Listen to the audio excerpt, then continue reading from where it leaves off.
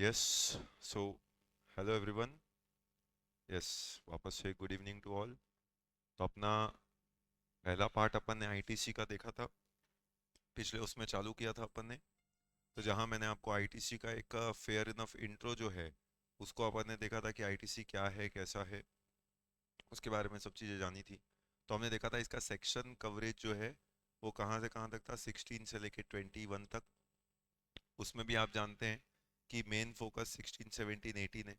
16 17 18 जो है वो आपको आईटीसी जो है अलग अलग सिनेरियो में बताएगा, वो अपन ने देखा था। 19 20 21 तो ये सरकमस्टेंसेज में मिलने वाला आईटीसी है और उससे रिलेटेड स्पेशल बातें हैं। जैसे 19 आप जानते हैं, 19 जो है वो डील करता है जॉब वर्क को, और 20 21 जो है वो डील करता है इनपुट सर्विस डिस्ट्रीब्यूटर को। तो इसके बारे में तो डिटेल में हम आगे सीखेंगे। उसके बाद शुरुआत जो अपन ने करी थी आईटीसी चैप्टर की, आप जानते हैं कोई भी क्लास में हम आगे तभी बढ़ते हैं जब पुरानी बातों को थोड़ा सा रिकॉल करते हुए आते हैं। तो याद करिए जब अपन ने शुरुआत किया था, तो शुरुआत किया था आईटीसी तीन ऐसी इंपॉर्टेंट कॉमन डेफिनेशन से जो थी इनपुट, कैपिटल गुड्स और इनपुट सर्विस। जहाँ पे आपने देखा था इनपुट को डिफाइन किया गया था एक्ट के सेक्शन 2 क्लॉज 59 में, जहाँ पे इनपुट का मतलब होता था कोई भी goods other than capital goods which are used or intended to be used in course or furtherance of business. ये अपन ने इनपुट का मतलब देखा था। वैसे ही कैपिटल गुड्स का मतलब अपन ने जाना था ऐसे goods the value of which is capitalised in the books of account of person claiming ITC which are used or intended to be used in course or furtherance of business. तो ये भी हो गया था। तीसरा आपने सीखा था इनपुट सर्विस, उसका मतलब भी देखा था। इनपुट सर्विस का मतलब any service which are used or intended to be used in course or furtherance of business. तो ये तीन तरीके की चीजें हो गई, इनपुट, कैपिटल गुड्स और इनपुट सर्विस। उसके बाद थोड़ा सा आगे बढ़े तो यानी क्रेडिट हो गया। तो उसके बाद अगला इसी से हमें क्या मिलता था, इनपुट टैक्स। तो इनपुट टैक्स क्या था वो भी हमने देख लिया था। Input tax in relation to registered person, याद करो जीएसटी में इनपुट टैक्स क्रेडिट चैप्टर पढ़ना है तो एक ही वर्ड पे फोकस है, वो है रजिस्टर्ड पर्सन। और रजिस्टर्ड पर्सन कौन होता है वो अपन देख के आए थे 2 क्लॉज 94 में, जहाँ बोला था रजिस्टर्ड पर्सन का मतलब क्या, any person registered under the GST law except, आप जानते हैं अब वो यह है यूइन, एक्सेप्ट यूइन। तो यूइन वालों को छोड़ के बाकी जो है वो रजिस्टर्ड पर्सन कहलाते हैं। कौन होते हैं यूइन, क्या होते हैं, ये सब रजिस्ट्रेशन चैप्टर में जाएंगे तब सीखेंगे। इसको छोड़ के बाकी सभी व्यक्ति को क्या बोला जाता है, बाकी सभी व्यक्ति को रजिस्टर्ड पर्सन बोला जाता है। तो अगर आप रजिस्टर्ड पर्सन है तो input tax in relation to registered person means any CG, SG, IG और यूटी और any supply of goods services are both made to him. तो जो भी आपने टैक्स दिया होगा सीजी का, एसजी का, आईजी का, यूटी का, वो सबका इनपुट टैक्स आपको मिल जाएगा। इसमें हम दो चीज़ों को शामिल करेंगे, तो includes tax paid on import of goods. तो जो भी टैक्स आप पे करते हैं ऑन इम्पोर्ट ऑफ गुड्स वो आएगा। Plus it also includes tax paid under RCM. तो जो आरसीएम में आपने पे किया, जो इम्पोर्ट ऑफ गुड्स में आप पे करते हैं वो आप जानते हैं, याद करिए, पे करते हैं कस्टम्स लॉ के अंदर, जिसे आप बोलते हैं सीवीडी 37, तो उसके अंदर पे करेंगे। और जो 939453547374 है ये आरसीएम का है, जो आप पे करते हैं अंडर सीजी, एसजी, आईजी या यूटी के अंदर। तो ये सब का भी क्रेडिट आपको मिलेगा, इसलिए ये इनपुट टैक्स की डेफिनेशन में शामिल किया गया। एक्सक्लूड्स में क्या चीज एक्सक्लूड की गई, एक्सक्लूड में एक ही चीज को एक्सक्लूड किया गया, वो है any tax paid under composition levy. तो जो भी टैक्स आप पे करते हैं अंडर कंपोजिशन लेवी उसको स्पेसिफिकली एक्सक्लूड किया गया है, ये अपन ने सीखा था। ठीक। उसके बाद थोड़ा सा और आगे बढ़े तो हमने शुरुआत करी थी 16 17 18 से, कि तीन अलग अलग सेक्शंस हैं, जो तीन सेक्शंस आपको पूरा डिटेल में डिस्कशन कराएंगे आईटीसी टॉपिक का। अब वो 16 17 18 जो है, तो 16 क्या बताता है, 16 आपको बताता है eligibility and conditions for claiming ITC. तो 16 आपको एलिजिबिलिटी कंडीशंस बताता है। 17 आपको दो चीज़ों पे डील करता है, एक है अपोर्शनमेंट ऑफ आईटीसी और एक है ब्लॉक आईटीसी। और 18 जो है वो डील करता है आईटीसी अंडर स्पेशल सर्कमस्टेंसेस। तो जो आईटीसी आपको स्पेशल सर्कमस्टेंसेस में मिलेगा। तो ये तीन सेक्शन है जो वन वन करके अपन को सीखना है। तीनों का अपना एक एक बॉस सेक्शन है जो आप देखते हैं, जो थोड़ा समय लेगा समझने में, डिस्कशन में। तो 16 के लिए वो बॉस सेक्शन है 16 2, 17 के लिए वो बॉस सेक्शन है 17 5 और 18 के लिए है 18 1। ठीक। उसमें से फिर अपन ने शुरुआत कर दी थी, ये तो बस मैंने आपको बताया था कि ये पूरा आईटीसी हमारा इसी के अंदर समा जाएगा। ठीक। तो जिस दिन हमारा आईटीसी चैप्टर खत्म होगा उस दिन जब हम इसमें आएंगे तब आप देखेंगे कि ये सारी चीजें आप खुद बता पा रहे हैं। ठीक। तो इससे जब आगे बढ़े तो 16 से हमने शुरुआत कर दी थी क्या, यस, अपन ने देखना था eligibility conditions for claiming ITC. अब eligibility conditions for claiming ITC की जब बात कर रहे थे तो 16 सबसेक्शन 1, 16 सबसेक्शन 1 जो था वही बात करता था सबसे basic condition for claiming ITC. और सबसे बेसिक कंडीशन क्या थी? दो बातें पूरी करनी पड़ती थी। नंबर वन, आपको एक रजिस्टर्ड पर्सन रहना पड़ता था, और दूसरा जो भी गुड सर्विस ले रहे हो वो कोर्स फर्दरेंस ऑफ बिजनेस में होना था। इसलिए 16(1) क्या बोलता था? Every registered person shall be entitled to take ITC which is charged on supply of goods services or both which are used or intended to be used in course or furtherance of business। और ये जो भी आप लेंगे वो सारा पैसा कहाँ जाएगा? It shall be credited to the credit side of the electronic credit ledger. तो same shall be credited to the credit side of electronic credit ledger, ये अपन ने सीखा था। ठीक, तो ये 16 सबसेक्शन 1 हो गया था। इसका मतलब 16(1) की जब अपन बात कर रहे हैं तो 16(1) के लिए क्या क्या होना था? तो वो आपने देखा था 16(1) के लिए रजिस्टर्ड पर्सन होना चाहिए, गुड्स और services in course furtherance of business होना चाहिए। तो जो भी आईटीसी आप एलिजिबल होंगे वो क्रेडिट हो जाएगा आपके इलेक्ट्रॉनिक क्रेडिट लेजर के क्रेडिट साइड में। तो ये 16(1) की बेसिक बातें जो थी वो अपन ने सीखी थी। उसके बाद 16(2) आए थे। तो 16(2) का डिस्कशन जो है वो आप जानते हैं, इसको हमको थोड़ा डिटेल इलेबरेट डिस्कशन करना है। तो 16(2) के डिस्कशन में हमने 16 सबसेक्शन 2 का क्लॉज ए इसको पढ़ा था। 16 सबसेक्शन 2 का क्लॉज ए याद करो क्या बोलता था? 16 सबसेक्शन 2 का क्लॉज ए चालू ही पहले 16(2) कैसे होता था? Not with standing anything contained in this section. तो मतलब पूरे सेक्शन 16 में चाहे कुछ भी लिखा हो, हम जो बोल रहे हैं वो कंडीशंस अगर आप पूरी नहीं करेंगे तो आपको आईटीसी नहीं मिलेगा। तो ये बात 16(2) बोलता है। इसलिए चालू होता है not with standing anything contained in this section. Correct.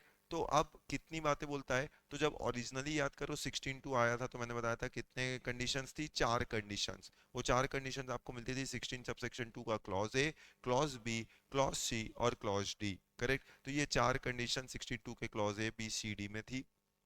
फिर उसके बाद समय के साथ कुछ कुछ चीजें ऐड करते गए। ऐड क्या क्या करते गए? ऐड आपने किया उसमें 16(2) का क्लॉज डबल ए, 16(2) का क्लॉज बी ए। ठीक, तो ये दो क्लॉज ऐड हुए। वो जो ऐड हुए उसके बारे में आगे देखेंगे।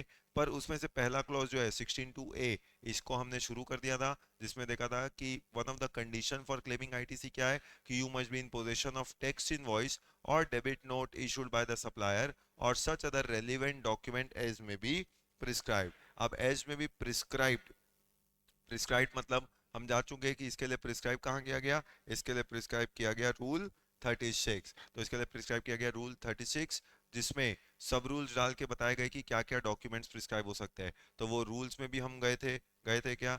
यस। तो क्या क्या प्रिस्क्राइब किया गया था? तो वहां पे आपने देखा प्रिस्क्राइब में सबसे पहली चीज जो प्रिस्क्राइब की गई वो था it can be a tax invoice जो इशू होता है अंडर सेक्शन 31।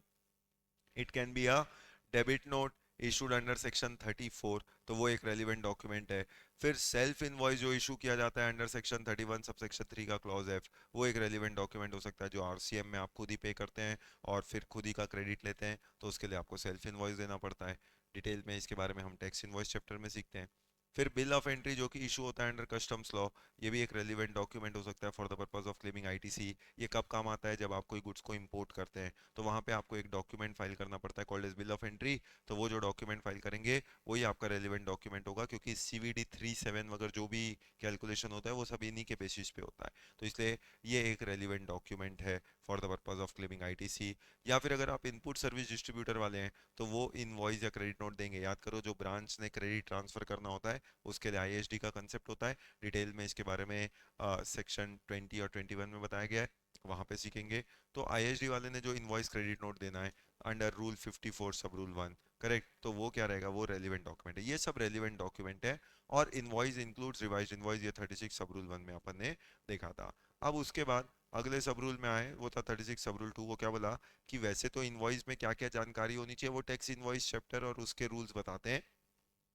वो सारी बातें आपके इनवॉइस में पर्टिकुलर्स होने चाहिए। नहीं होगा तो उसका जो भी कॉन्सिक्वेंस होगा वो सेलर को उठाना पड़ता था। लेकिन और कुछ होना हो, कम से कम 5 बातें आपके इनवॉइस में होगी तो बायर को कोई प्रॉब्लम नहीं आएगी, बायर का आईटीसी उसको मिल जाएगा। करेक्ट। वो 5 बातें कौन कौन सी होनी चाहिए थी? तो आपने डिस्क्रिप्शन बताना है कि भैया क्या बेच रहे हो, टीवी बेच रहे हो, कितने का बेच रहे हो, 50,000 का बेच रहे हो, टैक्स कितना है, 9,000 है, सेलर कौन है उसका जिस्टिन, बायर कौन है उसका जिस्टिन, और अगर इंटरस्टेट सप्लाई हो रहा है तो इंटरस्टेट सप्लाई में प्लेस ऑफ सप्लाई बताना पड़ेगा। तो ये 5 बेसिक जानकारियां बतानी है। इसका मतलब 5 में 4 तो कंपलसरी है, पांचवा प्लेस ऑफ सप्लाई तभी बताना है अगर वो इंटरस्टेट सप्लाई हुआ। इसका दूसरा मतलब अगर वो इंट्रा स्टेट हुआ तो वो 5वीं कंडीशन प्लेस ऑफ सप्लाई बताने की कोई रिक्वायरमेंट नहीं होती। करेक्ट। तो ये 5 बातें आपके इनवॉइस में रहेगी तो ही आप एलिजिबल रहोगे आईटीसी क्लेम करने के लिए, वरना ऑफिसर के पास पावर है कि वो आपका आईटीसी डिनाई कर सकता है।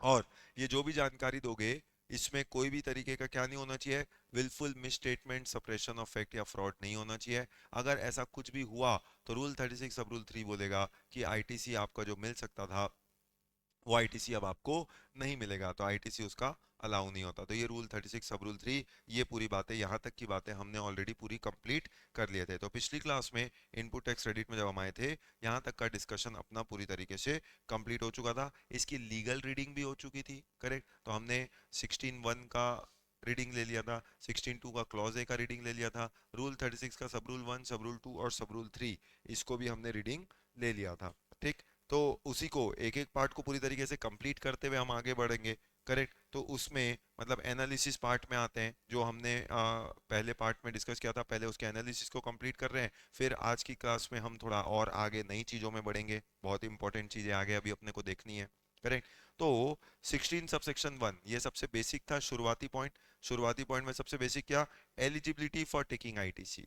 एलिजिबिलिटी फॉर टेकिंग आईटीसी की बात करो तो बोलो कितनी कंडीशंस है बेसिक 16(1) के अंदर, दो कंडीशन है, रजिस्टर्ड होना चाहिए और गुड्स का इस्तेमाल कोर्स फर्दरेंस ऑफ बिजनेस में होना चाहिए। तो बड़ा बेसिक बात है, ये दो बातें आप पूरी करेंगे तो ही आईटीसी क्या होगा, ITC will be credited in your electronic credit ledger. तो आप जो भी रजिस्ट्रेशन मतलब है, अगर आप रजिस्टर्ड पर्सन है तो केवल रजिस्टर्ड पर्सन को ही आईटीसी मिलेगा, करेक्ट। वो कैसे मिलेगा, subject to section 49, subject to 49, जब 49 में जाएंगे तब सीखेंगे। तो जो भी गुड्स सर्विसेज था, अगर आप उसका यूज कर रहे हैं इन कोर्स फर्दरेंस ऑफ बिजनेस, और यूज का मतलब आपको मैंने बताया था, यूज मतलब इंटेंशन देखा जाता है, मतलब रेडी टू यूज, याद है, करेक्ट। ग्रैंडफादर का केस और फिर वही फादर का केस और फिर वही सन का केस। तो ऐसे इंस्टेंसेस में इंटेंशन टू यूज देखा जाता है। इंटेंशन टू यूज क्या हो गया, मतलब कि अगर गुड्स रेडी टू यूज है तो उधर इनकम टैक्स में डेप्रिसिएशन भी मिलता था आपको, इधर आपको आईटीसी भी मिलेगा, ठीक। दस, तो इंटेंशन देखा जाता है मतलब रेडी टू यूज, तो जो भी टैक्स आप देंगे वो आपके इलेक्ट्रॉनिक क्रेडिट लेजर में क्रेडिट हो जाएगा, आप उसका आईटीसी क्लेम कर सकते हैं। ये 16(1) था। तो 16(2) जो था वो कंडीशन चालू करता था, मतलब 16(2) जो है वो सबसे इंपॉर्टेंट एरिया होता है आईटीसी का, क्योंकि कोई भी क्वेश्चन आएगा तो पहले आपको चेक करना है 16(2) की कंडीशंस पूरी हो रही है कि नहीं। 16(1) तो एकदम बेसिक लेवल कंडीशन है, ये तो बच्चों की कंडीशन है।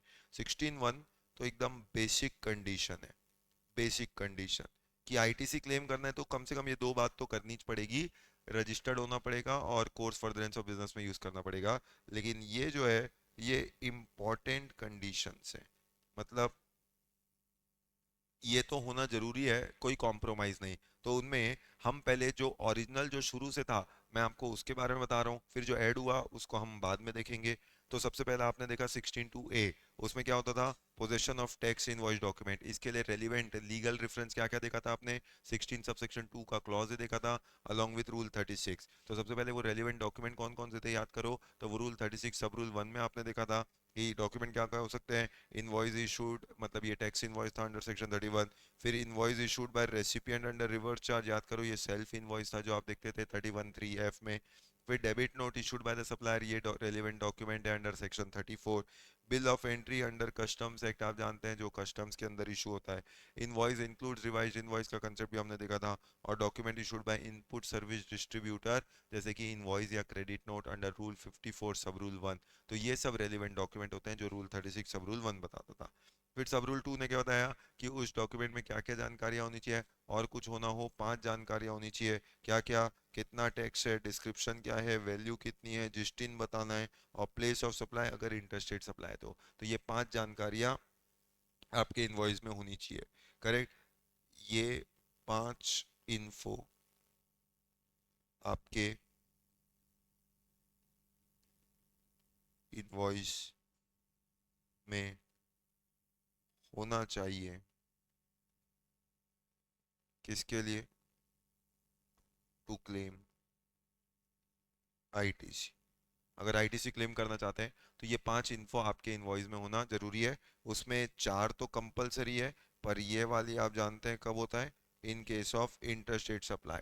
कल को जैसे मैंने बोला एक एमसीक्यू, हम ऐसे कोई भी एरिया को भी मिस नहीं करना चाहते जिससे एक नंबर कमाने का मौका हाथ से निकल जाए। तो कल को एक एमसीक्यू में पूछ ले कि इनमें से कौन सी इंफॉर्मेशन इनवॉइस में कंपलसरी नहीं भी हो तो भी आईटीसी पे फर्क नहीं पड़ेगा अगर वो सप्लाई इंट्रास्टेट निकला तो, और देगा डिस्क्रिप्शन, वैल्यू, टैक्स या फिर प्लेस ऑफ सप्लाई, तो बताना पड़ेगा आपने वहाँ पे प्लेस ऑफ सप्लाई। ठीक, तो ये 36 सब रूल 2 था। उसके बाद 36 सब रूल 3 भी हमने देख लिया था, no ITC on tax paid towards demand involving fraud.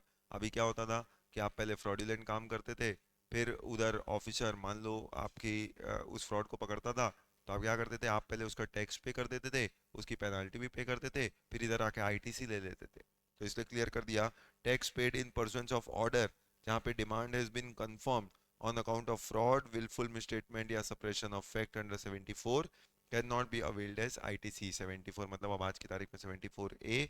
तो अब वो आईटीसी आपको नहीं मिलेगा जहां पे डिमांड फ्रॉड के तहत कंफर्म की गई थी। तो ये 16(2)A से रिलेटेड बातें थी। ठीक, तो वो बातें हमने कर ली। अगला हिस्सा, अब नेक्स्ट रिक्वायरमेंट।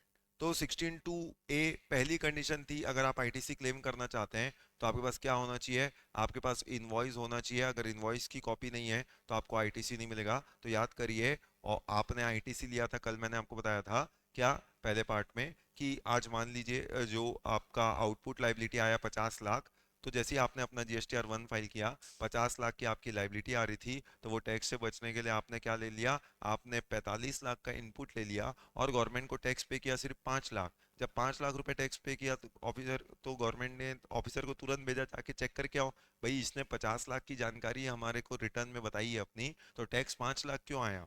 करेक्ट। तो जब वो ऑफिसर आया चेक करने, तो आपने बोला साहब वो 45 लाख का मैंने टीवी खरीदा था, उस पर टैक्स दिया था, तो उसका मैंने क्रेडिट ले लिया, तो 50 में से 45 का क्रेडिट लेके 5 लाख आपको पे किया। ऑफिसर ने बोला एक काम करो, चलो भैया वो क्रेडिट लिया तो उसका बिल बताओ।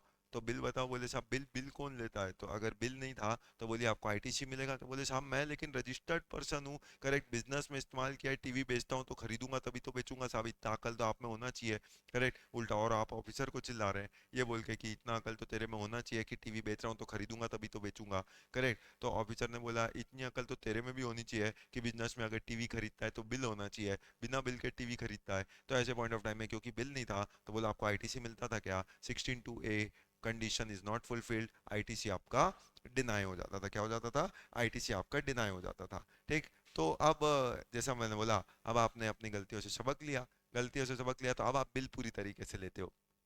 अब अगली बार, फिर अगले महीने फिर आपने अपना GSTR 1 फाइल किया, फिर GSTR 1 में आपने अपनी टैक्स लाइबिलिटी जो है वो आउटपुट 50 लाख बनाई। जैसे ही 11 तारीख को आपने अपना GSTR 1 फाइल किया और अपनी आउटपुट लाइबिलिटी जो है 50 लाख बताई, ऑफिसर फिर खुश हो गया। अगले एक आध हफ्ते में 10 दिन के अंदर अंदर अपने को 50 लाख रुपया मिलने वाला है, क्योंकि एक डीलर है उसने बेचा है, 50 लाख का आउटपुट टैक्स लाइबिलिटी उसका आ रहा है, तो 50 लाख गवर्नमेंट को मिलने वाला है टैक्स के नाम पे, ये खुश हो रहा है। 20 तारीख आया, 20 तारीख को फिर आपने 5 लाख पेमेंट किया, फिर आपने 5 लाख का पेमेंट किया अगले महीने। अब फिर 5 लाख का पेमेंट किया, फिर ऑफिसर नाराज हो गया, बोले अब इसको छोड़ूंगा नहीं, आज इसके पास जाके हिसाब बराबर करता हूँ। अब वापस वो ऑफिसर आपके पास आया, अब बोलता भैया ये क्या तमाशा लगा रखा है, 11 तारीख को तू पहले हमको सपने जगाता है कि 50 लाख रुपए आने वाले हैं, और फिर जब टैक्स देने की बारी आती है 20 तारीख को तो 5 लाख देता है। 45 लाख क्यों नहीं दिया भाई, तेरे को पता नहीं आता कि 5 लाख और 50 लाख में कितने जीरो लगते हैं, हर बार कम जीरो लगा के क्यों बेचता है, कभी एक आध ज्यादा भी लगा के बेच, 50 की जगह 5 लाख क्यों दिया। पक्का है तेरे पास बिल विल होगा नहीं, मेरे को सब पता है, तूने बिना मतलब का 45 लाख ऐसे ही कम कर लिया होगा। बोले नहीं नहीं नहीं नहीं साहब, ऐसा हो ही नहीं सकता। इंसान अपनी गलतियों से सीखता है। पिछले महीने आपने मेरी आंखें खोल दी, आपने बोला जब तक बिल नहीं होगा तब तक इनपुट नहीं मिलेगा, ये लो साहब इस बार मैं पूरी तैयारी से आया हूँ, ये लो बिल लो। ऑफिसर बोला है बिल है, बोले तो क्या समझ रहे हो साहब, करेक्ट, तो ये रखो बिल की कॉपी। अभी ऑफिसर एक एक बिल को पलटा रहा है आपके, बोले यार बिल है, और अब बिल, 1 मिनट बिल को देखता है ऑफिसर, फिर आपको देखता है, फिर बिल को देखता है, फिर आपको देखता है। आप सोच में पड़ गए मैं इतना खूबसूरत तो दिखता नहीं हूँ, ऑफिसर बार बार मेरे को क्यों देख रहा है, सवाल ये है। करेक्ट, एक बार ऑफिसर ने पूछ लिया, बोले साहब आपका काम काय का है, बोले साहब देख नहीं रहे हो टीवी का बिजनेस है मेरा, टीवी का। बोले टीवी का, तो बोले बिल का है क्या, बोले मोबाइल के। बोले साहब मोबाइल का बिल कैसे आ गया आपका, बोले कितनी टीवी बेची थी, बोले 100 टीवी, ड्यूरिंग द मंथ मैंने 100 टीवी बेची थी, उसमें समझ लो मेरा टैक्स आ रहा था लगभग 50 लाख रुपए। तो बोले भाई शॉर्ट टीवी बेची थी, तो ये मोबाइल का बिल क्यों है? बोले साहब आप ही ने तो बोला था बिल होना जरूरी है। तो बोले भाई बिल होना जरूरी है, कितना बिल है, कितने मोबाइल खरीदा? बोले 500। बोले मोबाइल किधर है? बोले मोबाइल किधर है, मोबाइल थोड़ी लिया हूँ साहब। बोले मतलब? बोले साहब आपने बोला था बिल होना चाहिए, ये थोड़ी बोला था मोबाइल होना चाहिए, मेरा टीवी का काम है। तो बोले टीवी का बिल किधर है? बोले वो कौन लेता है साहब।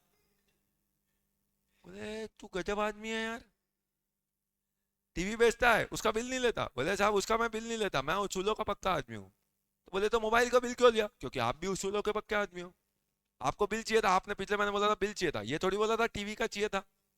तो मैंने 500 मोबाइल का बिल ले लिया। बोले बिल ले लिया का क्या मतलब होता है रे? बोले कुछ नहीं साहब, वो मैं जा रहा था, एक व्यक्ति का मोबाइल का बिजनेस था, तो मैंने पूछा बिल देगा क्या, उसने बिल दे दिया। तो बोले "वो मोबाइल?" बोले मोबाइल चाहिए ही नहीं था ना मेरे को, मैंने तो बिल लिया है बस। बोले साहब अभी आप मना नहीं कर सकते, मना तो मैं तेरे को बिजनेस करने से कर दूंगा। बोले साहब लेकिन अभी क्या प्रॉब्लम है, आपने बोला था मैं रजिस्टर्ड पर्सन हूँ, टीवी का इस्तेमाल बिजनेस में करता हूँ, मेरे पास बिल की भी कॉपी है, आईटीसी क्यों नहीं मिलेगा? बोले तेरे को इतना समझ में नहीं आता कि you must have receive the good services और बोथ। बोले मतलब साहब मोबाइल किधर है तेरा? बोले मोबाइल क्यों लूंगा साहब, मोबाइल मैं लेता नहीं हूँ। तो इसका मतलब अगेन आईटीसी गया तेरा। और टेक्निकली अगर आप समझो तो इसी को बोलते हैं जो आप सुनना चाह रहे हैं। मतलब बिल खरीद लिया ना, मैंने तो बिल खरीद लिया जस्ट बिकॉज इनपुट लेना चाहता। बोले उसने बिल क्यों दिया? बोले कुछ नहीं साहब, उसका आउटपुट ज्यादा था, मैंने ही उसको दिमाग दिया। वो मोबाइल वाला था, उसका आउटपुट मतलब उसके पास थोड़ा इनपुट पड़ा था, यूज कैसे करता, वेस्ट हो रहा था उसका इनपुट। तो मैंने बोला एक काम कर तू मेरे को बिल दे दे। तो मैंने उससे बिल ले लिया, तो उसको आउटपुट मिला, वो अपना इनपुट से एडजस्ट कर लिया, मेरा भी आउटपुट आ रहा था तो मैंने भी उससे इनपुट से एडजस्ट कर लिया बराबर। अभी ना वो टैक्स दे रहा ना मैं टैक्स दे रहा। बोले बिल खरीद लिया। और बोले पेमेंट? बोले पेमेंट कौन करता है साहब, मैं तो बस बिल लेके आया हूँ, आपने ये थोड़ी बोला था पेमेंट। बोले पेमेंट नहीं किया इसका, जब मोबाइल ही नहीं ले रहा हूँ साहब तो पेमेंट क्यों करूंगा? सोचिए, डिसअलाउड। डिसअलाउड कहाँ? 16 sub section 2 clause B. 16 sub section 2 clause B जो है वो स्पेसिफिकली बोलता है कि अगर आपको गुड्स या सर्विस नहीं मिला है तो आईटीसी नहीं मिलेगा, बात खत्म। बोले गजब बिजनेस कर रहा है भाई तू, जो गुड्स मिला उसका बिल नहीं है इसलिए डिसअलाउ हो गया आईटीसी, और जो बिल है वो गुड्स ही नहीं मिला है तो आईटीसी डिसअलाउ हो गया। तो बोले साहब दोनों पूरा करना पड़ा, एक तो पूरा कर ही रहा हूं ना मैं, जिसका बिल है वो चीज नहीं ले रहा हूँ तो क्या हो गया, कंडीशन तो पूरी कर रहा हूँ। तो बोले एक नहीं, दोनों पूरी करनी है, यानी टीवी भी होना चाहिए और टीवी का बिल भी होना चाहिए, मोबाइल का बिल है तो मोबाइल भी होना चाहिए। और पहले साबित कर ये 500 मोबाइल तेरे बिजनेस में यूज क्या है? बोले कुछ यूज नहीं है मेरे बिजनेस में भी। तो इसका मतलब, कहने का मतलब कि both the condition needs to be fulfilled simultaneously, ऐसा नहीं कि कोई एक को पूरा करके बैठ गए। तो पहली कंडीशन क्या थी कि you must be in position of tax invoice, debit note और other relevant document as may be prescribed. उसके लिए अपन ने रेलिवेंट रूल्स भी देखे थे, रूल 36 सब रूल 1 सब रूल 2 और सब रूल 3। फिर अगली कंडीशन जो अपन ने सीखी वो है you must have receive the goods और सर्विस और बोथ। इसका दूसरा मतलब कि कभी भी अगर अपने को गुड्स और सर्विस रिसीव नहीं हुआ तो आईटीसी मिलेगा क्या? ITC thereon is denied, ITC आपको नहीं मिलने वाला, इसलिए you must have receive the goods services और बोथ। बोलो ये सेकंड वाली कंडीशन भी क्लियर हो गई, हाँ कि ना?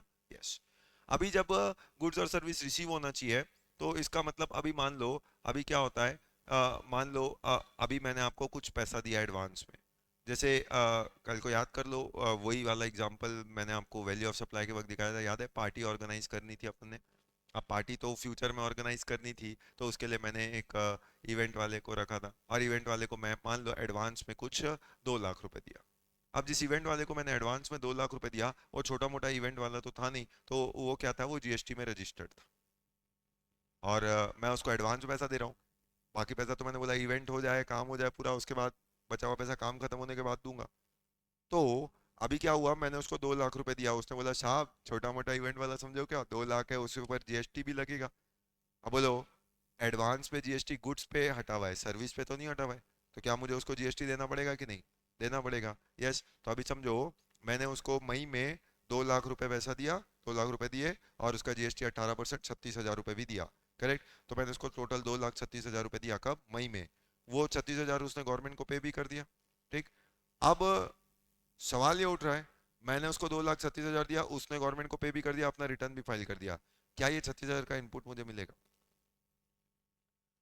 क्या ये 36,000 का आईटीसी मैं क्लेम कर सकता हूँ? अब सवाल ये है, मैंने आपको 2,36,000 रुपए दिया, क्या वो 36,000 रुपए का आईटीसी मैं क्लेम कर सकता हूँ? अगर वो मेरे बिजनेस से रिलेटेड है, क्या मैं क्लेम कर सकता हूँ? हाँ कि ना? And the answer to it will be absolutely no. कारण सर्विस कहाँ मिली है? भले अभी आपके पास डॉक्यूमेंट है, लेकिन सर्विस कहाँ है? सर्विस भी तो मिलनी चाहिए। सर्विस कब मिलेगी? सर्विस तो जुलाई में मिलेगी। अभी मई में मैंने आपको एडवांस दिया है, अभी तो बाकी काम होने बाकी है। फिर सर्विस जुलाई में होगी, तो जब सर्विस जुलाई में होगी तो आईटीसी कब मिलेगा? आईटीसी लेना भी है तो जुलाई में मिलेगा, अभी नहीं मिलेगा। हमें तो जिस महीने की बात कर रही है वहां पे खाली थ्योरी पढ़ना नहीं, उसको प्रैक्टिकली अप्लाई करना भी आना चाहिए। कि मेरे पास भले ही कॉपी होगा, डॉक्यूमेंट होगा, रिसीट वाउचर होगा, करेक्ट, लेकिन सवाल है मैंने टैक्स भी दिया, आपने वो 36,000 रुपए टैक्स गवर्नमेंट को दे भी दिया होगा, पर फिर भी क्या वो 36,000 का इनपुट मुझे मिलेगा मई के मंथ में? The answer to it is no. क्यों? कौन सी कंडीशन पूरी नहीं हुई? 16 सबसेक्शन 2 क्लॉज बी, जो क्या बोलता है कि assessee must have receive the goods और सर्विसेज और वो, जैसे मैंने बोला, अभी मैं आपको सिर्फ जो ओरिजिनल कंडीशन है सिर्फ उसको पढ़ा रहा हूँ, अभी बीच में जो एडिशन हुआ अभी उसको हम इग्नोर कर रहे हैं, उसको सही समय पे आपको कराऊंगा। तो अब 16(2)A मैंने आपको सिखाया था, तो अगला एनालिसिस 16(2)B, जो क्या बोलता है कि the registered person taking the ITC must have receive the goods और सर्विसेज, और वो तो आपको गुड्स और सर्विसेज रिसीव करना पड़ेगा। इसका मतलब अगर रिसीव नहीं हुआ तो आईटीसी नहीं मिलेगा। गुड्स में तो एडवांस पे जीएसटी देने का सवाल ही नहीं उठता, तो आईटीसी का भी कोई क्वेश्चन अराइज नहीं होता, लेकिन सर्विस में तो होता है। तो सर्विस में मैंने अगर एडवांस पे जीएसटी दिया भी है, तो भले ही जीएसटी दीजिए, आपने रेसिपिएंट ने क्या किया होगा, उसको अपने रिटर्न में डिस्क्लोज भी किया होगा जीएसटी R1 में, उसका टैक्स भी उसने गवर्नमेंट को दिया होगा, लेकिन फिर भी क्या मैं इनपुट क्लेम कर पाऊंगा? द आंसर इज नो, मैं उसका आईटीसी क्लेम नहीं कर पाऊंगा। क्यों? क्योंकि condition of 16(2)B is not fulfilled, goods are not और सर्विसेज आर नॉट रिसीव्ड, जब तक रिसीव नहीं होगा आईटीसी नहीं मिलेगा। ठीक। जैसे सवाल देखो, Sigma consultant an LLP of finance professional provides financial consultancy services, it made an advance payment of 1,18,000 inclusive of IGST 18%। Inclusive of IGST 18% मतलब क्लियर हो गया, ये टैक्स कितना होगा? 18,000, तो 1 लाख का बिल होगा, 18,000 जीएसटी होगा। In the month of October, ये एडवांस पेमेंट कब किया? In the month of October, correct. To Azuro computer service, किसको पेमेंट किया? Azuro computer service. बोलो सर्विस प्रोवाइडर कौन है? अजूरो, हुजूरो is the service provider. Service receiver कौन है? Sigma consultant NLLP for developing a software. तो कोई सॉफ्टवेयर बनाने के लिए 1,18,000 रुपए दिए गए। Software would be used by LLP to enhance the precision of financial advice given by it to various clients. Software का यूज बता रहे हैं, मतलब सिर्फ ये साबित करने के लिए कि बिजनेस के लिए बनाया गया है। The balance payment is to be made after successful test run of the software in the month of December। तो बचा हुआ पैसा दिसंबर में होगा, जब सॉफ्टवेयर पूरा बन के तैयार हो जाएगा और उसका सक्सेसफुल टेस्ट रन हो जाएगा। बोलो यूज तो उसके बाद ही होगा, तो आपने पहले वो सॉफ्टवेयर बनाया होगा, उसका सक्सेसफुल टेस्ट रन किया होगा, तब जाके आप उसको यूज करते हैं। ठीक, तो वो चीज हुई होगी इन द मंथ ऑफ दिसंबर। अब सवाल ये है, Sigma consultant has availed ITC of IGST of 18,000 in the month of अक्टूबर। उसने आईटीसी 18,000 रुपए अक्टूबर में ले लिया। क्या सिग्मा कंसल्टेंट ने जो किया वो सही किया कि नहीं किया? करेक्ट। तो क्या वो चीज सही थी या गलत थी? बोलिए, क्या वो आईटीसी क्लेम कर सकते हैं in the month of October? क्या वो किया जा सकता है? And the answer to it will be obviously no. क्यों नहीं कर सकते? कौन सी कंडीशन पूरी नहीं हो रही? Condition of 16(2)B। तो यही होता है जब आप कोई कंडीशन पढ़ते हैं और उसके क्वेश्चंस उसके साथ साथ देख लेते हैं, तो आप तुरंत उसको अप्लाई करना भी सीख जाते हैं। तो इस केस में क्यों वो ITC in the month of अक्टूबर नहीं ले सकता? क्योंकि among various conditions of claiming ITC, one of the condition is he must have received the goods or services or both. Since in this case Sigma consultant has only made advance payment but has not received the service in the month of October, rather it will receive the service only in the month of December, hence ITC can only be availed in the month of December and not October। तो इसलिए claim of ITC by Sigma consultant is invalid। ठीक, तो वो claim जो है वो उस month नहीं कर सकता। करेक्ट, तो ये it can not avail ITC in the month of October, ये हमने पूरी तरीके से डिस्कस कर लिया। और इसका अगर रीजन आपने 16(2) भी नहीं बताया, तो मतलब नंबर आपके जो है बिल्कुल पूरी तरीके से जीरो हो जाएंगे। क्लियर हो गया? यस। लेकिन अब ये बात तो हमने सीख ली, लेकिन इसी में एक कंसेप्ट आता है, build to ship to model. Build to ship to model नाम सुना होगा आपने, build to ship to model. अभी build to ship to model का मतलब क्या होता है? बिल इसको, शिप उसको, ठीक। अभी याद करो, bill to ship to model, तो ये कंसेप्ट इतना इंपॉर्टेंट, इतना रिलेवेंट है कि हर कई चैप्टर्स में इसका यूज आएगा। आज मान लीजिए मेरी रायपुर में एक शॉप है, अभी काय का काम है? टीवी का काम है। अब मेरा अगर टीवी का काम है, तो एक बॉम्बे के डीलर का मुझे फोन आया, क्या करके, कि अरे साहब टीवी है क्या? मैंने बोला जब मेरा काम टीवी का है तो टीवी तो रहेगी। बोले नहीं साहब 100 टीवी चाहिए, 100 टीवी। मैंने बोला 1000 भी बोलोगे तो मिल जाएगी। तो बोले ठीक है साहब 100 टीवी का ऑर्डर अभी आप लिखो, 100 टीवी भिजवा दो। बॉम्बे वाले ने मुझे फोन किया, तो बोलो कौन किसको बेच रहा है? रायपुर वाला बॉम्बे वाले को बेच रहा है। तो रायपुर वाले ने 100 टीवी, एक टीवी कितने की होती है? 50,000। अब 100 टीवी मैंने को बेचना है तो 50 लाख, तो 50 लाख रुपए रायपुर वाले ने बॉम्बे वाले से लेना था। अब रायपुर वाले ने बॉम्बे वाले से जब 50,000 लेना था, करेक्ट, और उसका जीएसटी 9%, 18% के हिसाब से 9 लाख, तो 59 lakhs का टीवी रायपुर वाले ने बॉम्बे वाले को भेजा। अब जैसे ही रायपुर वाला बॉम्बे वाले को बेच रहा था, ऑर्डर हो गया, बोले साहब आज एक काम करो, आप थोड़ा सा मतलब ऑर्डर लिखवा दो, फाइनल कर दो, तो मैं 100 टीवी फटाफट निकाल के कल ट्रक में डलवाऊंगा, परसों रवाना हो जाएगा बॉम्बे, आपको 2-4 दिन में मिल भी जाएगा साहब। बोले हाँ ठीक है, फटाफट फाइनल ऑर्डर लिख लो, हमारा ऑर्डर प्लेस हो चुका है। अब रायपुर वाला जो है वो टीवी बना बना के, एक एक टीवी बना बना के पैक करके वो ट्रक में चढ़ाने वाला है ट्रांसपोर्टेशन के लिए। उतने में एक व्यक्ति जो कहाँ का है, बिलासपुर। अब बिलासपुर वाला व्यक्ति जो है वो फोन करता है किसको? बॉम्बे वाले को। बॉम्बे वाले को। सर उसको क्यों फोन करता है? क्योंकि वो उसको जानता है, वो आपको थोड़ी जानता है। तो उसने बॉम्बे वाले व्यक्ति को फोन किया, क्या बोल के, कह रहे साहब टीवी है क्या? बोले तेरे क्या लगता है काय का काम है मेरा? बॉम्बे वाले ने बोला, बोले नहीं साहब जस्ट आस्किंग। बोले टीवी चाहिए था, थोड़ा अर्जेंट है। बोले अर्जेंट है, कितना टीवी चाहिए? बोले ज्यादा नहीं साहब 100 टीवी चाहिए। बोले है, किधर से फोन किया है? बोले साहब बिलासपुर। बोले तेरे को भी 100 टीवी चाहिए? बोले हाँ साहब अर्जेंट है, अगर अभी आप मेरे को 100 टीवी दे दोगे तो मतलब मैं तुरंत पेमेंट आपको करने के लिए तैयार हूँ, 2-4 दिन में पेमेंट कर दूंगा, आप बस कंफर्म करो। तुरंत उसने, बॉम्बे वाले ने सोचा यार ये बात तो फायदे की हो गई, 100 टीवी मैं खरीद रहा हूँ और उधर वो 100 टीवी मांग भी रहा है।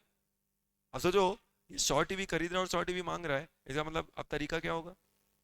100 टीवी पहले रायपुर से बॉम्बे जाए और फिर बॉम्बे से बिलासपुर आए, मतलब ऐसे जाएगी ये टीवी कि पहले रायपुर से बॉम्बे, फिर बॉम्बे से बिलासपुर? क्या इस तरीके से मूवमेंट होगा? इस तरीके से तो मूवमेंट होने से रहा, तो मूवमेंट कैसे होगा?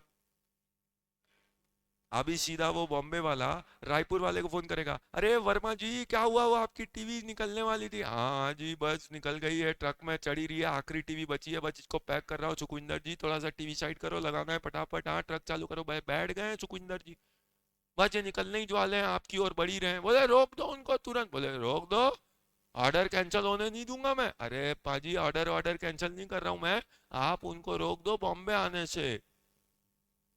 बोले क्यों? बोले आपको क्या करना है उससे? बोले बात तो ठीक है, लेकिन क्या करना है फिर बोलो, बॉम्बे नहीं भेजना है तो किधर भेजना है? बोले वो आपके पास एक कोई जगह है क्या बिलासपुर? बोले है ऐसा थोड़ा सा पास में ही है यार, क्या करना है बोल, वहां भी किसी को बेचना है तो बता दे, फोन दे दे उसको मेरा, मैं बेच दूंगा उसको। बोले अरे पाजी आप एक काम करो, ये 100 टीवी वो बिलासपुर में एक एड्रेस दे रहा हूँ, बस वहां पे छोड़ दो। वहां क्या छोड़ना है यार, मैंने तुझे बेचा, बोले, तेरा क्या करना है? मैं बोल रहा हूँ बिलासपुर छोड़ दो, बिलासपुर छोड़, बात खत्म। बोले बात तो सही है, मेरे क्या करना है? तो बिलासपुर जाए। अब बोलो वो टीवी कहाँ से कहाँ जाएगी? रायपुर से बिलासपुर।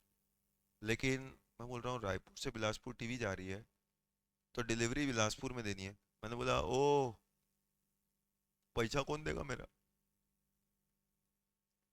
मेरे को मेरे 50 लाख और उसका जीएसटी 59 लाख से कौन देगा? बोले मैं दूंगा ना। कौन बोल रहा है? बॉम्बे वाला। मैं दूंगा आपको पैसा, आप चिंता क्यों कर रहे हो? तो आप बिल मुझे दो, पैसा मैं दूंगा आपको, लेकिन शिप उसको करो, डिलीवरी उसको दो। अब सवाल है, बॉम्बे वाला क्यों 50 लाख देने के लिए तैयार है? क्योंकि उसने तुरंत बिलासपुर वाले से बात कर रखा था ना, देख भाई मैं तेरे को एकदम अर्जेंट में दिलवाऊंगा टीवी, लेकिन एक एक टीवी 70,000 की होगी। बोले साहब डन है, आप 100 टीवी भिजवा दो 2 दिन के अंदर मेरे को, बोले अगले 3 घंटे के अंदर वो टीवी पहुंच जाएगा तेरे पास, पर 70,000 रुपये पर टीवी लगेगा। बोले डन। तो उसको तो सामने सामने दिख रहा है ना, 70,000 एक टीवी का मतलब 100 टीवी का कितना, 70 लाख। 50 लाख में खरीदूंगा, 70 लाख में बेचूंगा, 20 लाख कमा लूंगा बिना बात के। तो बॉम्बे वाले ने बिलासपुर वाले को वो टीवी कितने में बेची होगी, 70 लाख। मतलब सिनेरियो क्या बना, रायपुर वाला बॉम्बे वाले को बेच रहा है, बॉम्बे वाला बिलासपुर वाले को बेच रहा है। तो बोलो यहाँ पे बिल कितने बनेंगे, बिल कितने बनेंगे। बिल तो यहाँ पे हमेशा दो बनने वाले हैं कि नहीं बनने वाले हैं। तो बिल यहाँ पे आपके दो रहेंगे कि नहीं। ठीक, तो अब यहाँ पे क्या हो रहा है, यहाँ पे कुछ ऐसा ही कंसेप्ट हो रहा है क्या, इसी को बोल रहे हैं क्या, bill to ship to model. अब bill to ship to model, इस बात को समझिएगा। अब bill to ship to model यानी इसका कंसेप्ट जैसे मैंने बोला कई चैप्टर्स में आएगा। तो ये क्या है, यही 3 लोग हैं, एक है मिस्टर एक्स, एक है मिस्टर वाई, एक है मिस्टर जेड। अभी मिस्टर एक्स कहाँ का है, तो मिस्टर एक्स रायपुर का है। ठीक, मिस्टर वाई कहाँ का है, मिस्टर वाई मुंबई महाराष्ट्र का। और मिस्टर जेड देखो कहाँ का है, बिलासपुर। बिलासपुर भी कहाँ पड़ गया, छत्तीसगढ़। तो अभी रायपुर वाला मुंबई वाले के कहने पे गुड्स किसको दे रहा है, बिलासपुर वाले को दे रहा है। तो मुंबई वाले के कहने पे गुड्स किसको दे रहा है, बिलासपुर को। अब जब गुड्स बिलासपुर को दे रहा है तो इसका मतलब इधर जो अपन बोलते हैं वो ट्रक, ट्रक, करेक्ट, ये ट्रक होती है ना, देखा होगा आप। ठीक, अभी वो ट्रक में टीवी भी पड़ी होती है, और यहाँ कौन होगा, सुखविंदर। सर वो ट्रक के बाहर है, ट्रक के बाहर क्यों है, करेक्ट। वैसे आपको लग रहा है वो ट्रक के बाहर नहीं है, ये इल्यूजन है, वो बैठा अंदर है।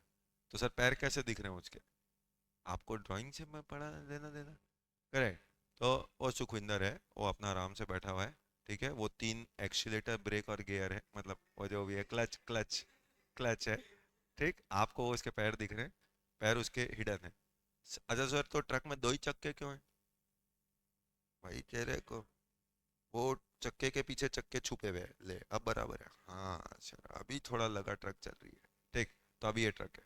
तो बोलो ये ट्रक कहाँ जा रही है, तो ये ट्रक जाएगी सीधा बिलासपुर। अब इस सिनेरियो में बिल कितने बनेंगे, 2। यहाँ पे रायपुर वाला बिल किसको कर रहा है, बॉम्बे वाले को। तो रायपुर वाले ने बॉम्बे वाले को बिल किया होगा कैसे, 50 लाख का भाई टीवी और 9 लाख रुपए जीएसटी, तो 59 लाख का बिल किया होगा एक्स ने वाई को, मतलब रायपुर वाले ने बॉम्बे वाले को। अब फिर उसके बाद अभी बॉम्बे वाला खरीदा है, ये फर्स्ट बायर है। फर्स्ट बायर बोलो या सेकंड सेलर बोलो, नाम अभी आपका इजी टू अंडरस्टैंड लैंग्वेज में समझ रहे हैं। अभी ये मुंबई वाला क्या करेगा, यही टीवी बेचेगा किसको, बिलासपुर वाले को। तो एक और सेल हो रहा है मुंबई वाला का, महाराष्ट्र से छत्तीसगढ़। तो अब वो कितने में बेचेगा, वो बेचेगा 70 लाख में, और 70 लाख का जीएसटी मतलब 12,60,000, तो वो इतने में बेचेगा। ठीक, तो ये टीवी बिलासपुर आ गया। अब यहाँ पे, अब सवाल क्या, अब सवाल यहाँ पे ये है कि टैक्स लाइबिलिटी जब निकालने बैठेंगे, टैक्स लाइबिलिटी किसकी किसकी निकालना है, किसने किसने बेचा है, एक्स ने बेचा है और वाई ने बेचा है। अब जब टैक्स लाइबिलिटी निकालने बैठोगे तो एक्स की टैक्स लाइबिलिटी में तो क्या दिक्कत है, एक्स की टैक्स लाइबिलिटी में क्या प्रॉब्लम है, एक्स ने बेचा तो उसका आउटपुट जीएसटी आया 9 लाख, एक्स का आउटपुट जीएसटी 9 लाख है। मान लो वो बेचा है 50,000 में, तो उसने खरीदा भी होगा 30,000 में, मान लो खरीदा होगा, तो उसका इनपुट भी उसको मिल जाएगा। 30,000 में खरीदा, 18%, 5,400, 100 टीवी का 5,40,000, मान लो 9 लाख में 5,40,000 का आईटीसी भी मिल जाएगा। डिफरेंशियल वो पे कर देगा, एक्स को कोई प्रॉब्लम है क्या, नहीं। अब सवाल ये है वाई, वाई कौन है, बॉम्बे वाला। बॉम्बे वाला ये टीवी बेचा है किसको, बिलासपुर वाले को। जब उसने बेचा कितने का, 70 लाख, तो उसका जीएसटी कितना आया, 12,60,000। उसका जीएसटी आया 12,60,000। ठीक, जीएसटी आया 12,60,000। लेकिन सवाल है क्या इनपुट मिलेगा,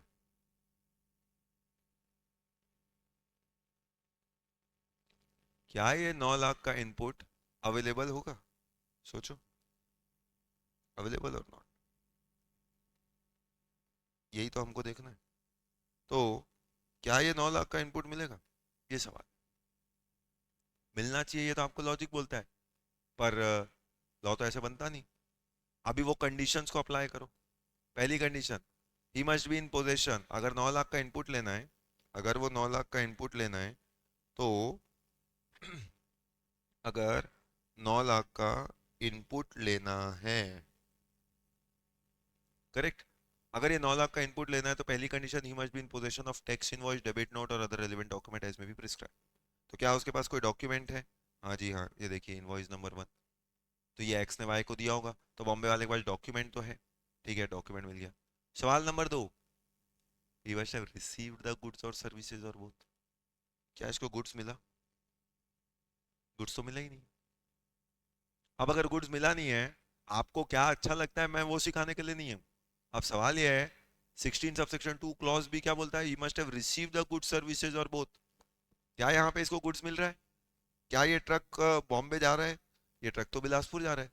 तो देखा जाए तो गुड्स तो कभी इसको मिला ही नहीं ना। अब अगर गुड्स इसको नहीं मिला तो मतलब कॉन्सिक्वेंस समझो, one of the condition for claiming ITC is not fulfilled. You must have received the goods service और बोथ। और अगर वो वाली कंडीशन फुलफिल नहीं हुई, कॉन्सिक्वेंशियल आईटीसी डिनाइड, तो उसका आईटीसी गया 16(2)(b) के अंदर। और अगर आईटीसी गया तो मतलब सोचो, अब मुझे पता है अगर मुझे उसका इनपुट नहीं मिलेगा तो मेरे लिए वो टीवी की कॉस्ट ही कितनी हो गई? 59 लैक्स। 59 लैक्स। और 59 लैक्स है, मैंने उसको 70 लाख में बेचा था। आगे जो 12,60,000 टैक्स लूंगा वो तो मुझे गवर्नमेंट को पे करना पड़ जाएगा, इनपुट नहीं मिलेगा तो 70 लाख रुपए मुझे मिला। मैंने सोचा था टीवी बेच के कितना कमाऊंगा? 20 लाख। 50 लाख में खरीदूंगा, 70 लाख में बेचूंगा, 20 लाख कमाऊंगा। अचानक से एक झटका पड़ा।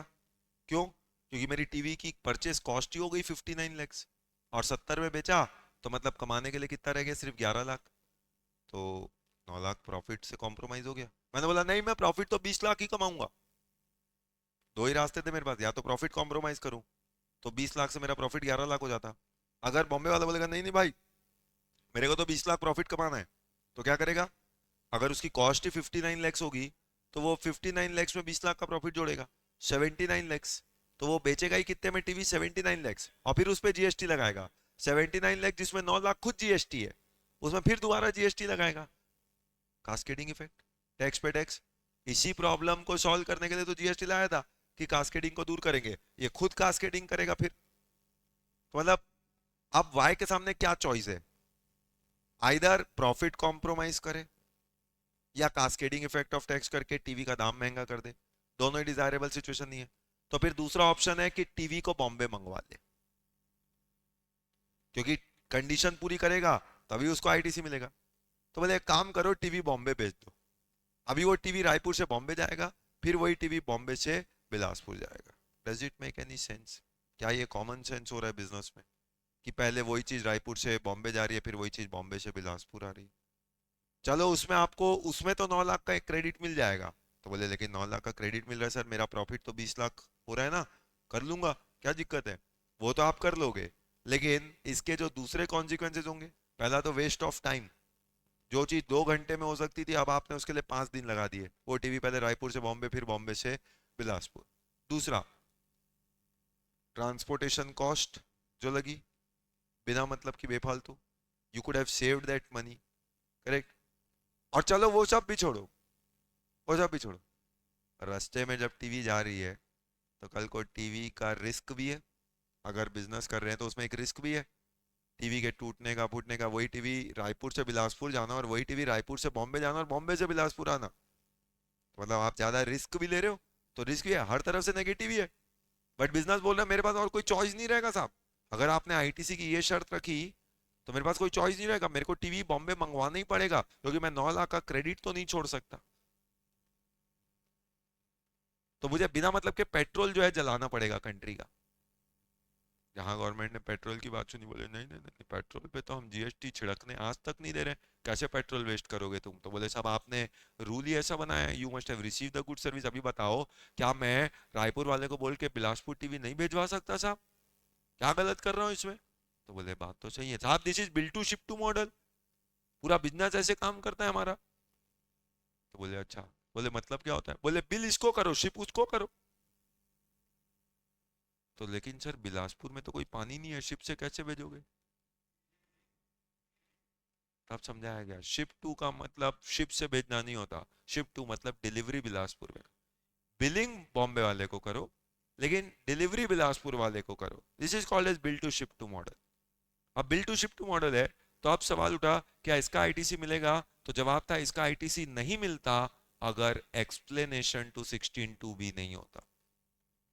एक्सप्लेनेशन टू 16 बी जो है वो अब यहां पे आएगा और वो क्या बोलेगा, वही बोलेगा कि ये आईटीसी आपको मिलेगा। तो अवेलेबल और नॉट, ये आईटीसी जो मिलेगा उसके पीछे रीजन ही क्या बन रहा है, उसी के पीछे इधर रीजन बन रहा है, और वो रीजन क्या है, वो रीजन है explanation to section 16 subsection 2 clause B. तो ये जो एक्सप्लेनेशन है इसी के कारण आईटीसी जो है क्या होगा, मिल जाएगा। आईटीसी जो है मिल जाएगा किसको, बॉम्बे वाले को, दो he has not receive the goods. But अगर किसी के कहने पे गुड्स आर डिलीवर्ड किसी और को, तो जिसके कहने पे आपने ये काम किया माना जाएगा कि that person has receive the goods. इस केस में माना जाएगा कि ये बॉम्बे वाला व्यक्ति हैज रिसीव द गुड्स, और अगर रिसीव द गुड्स है तो आईटीसी उसको मिल जाएगा। करेक्ट। अच्छा चलो बिलासपुर वाले की बात करते हैं, उसको आईटीसी मिलेगा। आगे बिलासपुर ने 70 लाख में खरीदा है, वो भी आगे हो सकता है बेचेगा, क्या उसको आईटीसी मिलेगा? उसके पे चेक करते हैं कंडीशन में कोई प्रॉब्लम है क्या। करेक्ट। उसके बाद इनवॉइस की कॉपी होनी चाहिए, क्या उसके बाद इनवॉइस है, हाँ किसने दिया, बॉम्बे वाले ने, तो इनवॉइस की कॉपी है, यस। क्या उसको गुड्स मिला है, उसको तो गुड्स मिला है, तो बिलासपुर वाले को प्रॉब्लम नहीं है, बिलासपुर वाले को प्रॉब्लम नहीं है, जेड को तो आईटीसी मिलेगा। सवाल है वाई को आईटीसी मिलेगा कि नहीं, उसके लिए हम ये पढ़ रहे थे। तो उसी के लिए बोला गया कि माना जाएगा कि वाई जो है deem to have receive the goods, कि वाई को गुड्स मिल गया ऐसा मान लिया जाएगा। ऐसा कौन बोलता है, ऐसा ही बोलता है एक्सप्लेनेशन टू 16 सबसेक्शन 2 का क्लॉज बी। तो वाई को उसका इनपुट मिलेगा और जेड को भी इनपुट मिलेगा। तो पहला यूज आया इसका आईटीसी चैप्टर में, जहां बोला गया कि जिसके कहने पे गुड्स आपने किसी और को डिलीवर किया, तो जो कह रहा है माना जाएगा कि उसको गुड्स रिसीव हो चुका है। करेक्ट। तो ये इंस्टेंस बोलो हमने सीख लिया, यस ये वाला इंस्टेंस कवर अप हो गया। अब दूसरा सवाल, दूसरा सवाल, बिल कितने बनेंगे, दो बनेंगे। इस सवाल का जवाब भी हमने देख लिया। तो यही चार्ट का रेफरेंस टैक्स इनवॉइस में भी आएगा। जब टैक्स इनवॉइस में आएगा तब इसी चार्ट में मैं आपको दोबारा लाऊंगा कि इस केस में इनवॉइस कितने बनेंगे, एक की दो। तो इनवॉइस दो बनेंगे, एक इनवॉइस रायपुर वाला बॉम्बे वाले को देगा, दिस इज इनवॉइस नंबर 1, और एक इनवॉइस बॉम्बे वाला बिलासपुर वाले को देगा, दिस इज इनवॉइस नंबर 2। तो ये दूसरा इनवॉइस है जो बनेगा। तो ये दूसरा इंस्टेंस भी सीख लिया, दूसरा चैप्टर का यूज कर लिया। तीसरा, यानी ये सेम चीज कई चैप्टर्स में यूज होने वाली है, आप जो कंसेप्ट को सीख रहे हैं, ऐसा नहीं सिर्फ आईटीसी में काम आएगा। तीसरा, तीसरा, अब यहां पे ईवे बिल कितने बनेंगे।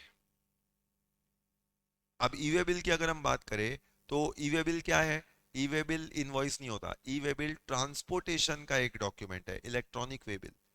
अब ट्रांसपोर्टेशन के लिए एक डॉक्यूमेंट निकालना पड़ता है जो आगे चल के एक चैप्टर के तौर पे भी हम सीखते हैं, electronic way bill, e-way bill जिसको बोलते हैं। अब ईवे बिल रायपुर से बॉम्बे का एक इनवॉइस है, बॉम्बे से बिलासपुर का एक इनवॉइस है। तो सवाल है क्या ईवे बिल भी दो निकलेंगे कि ईवे बिल एक निकलेगा।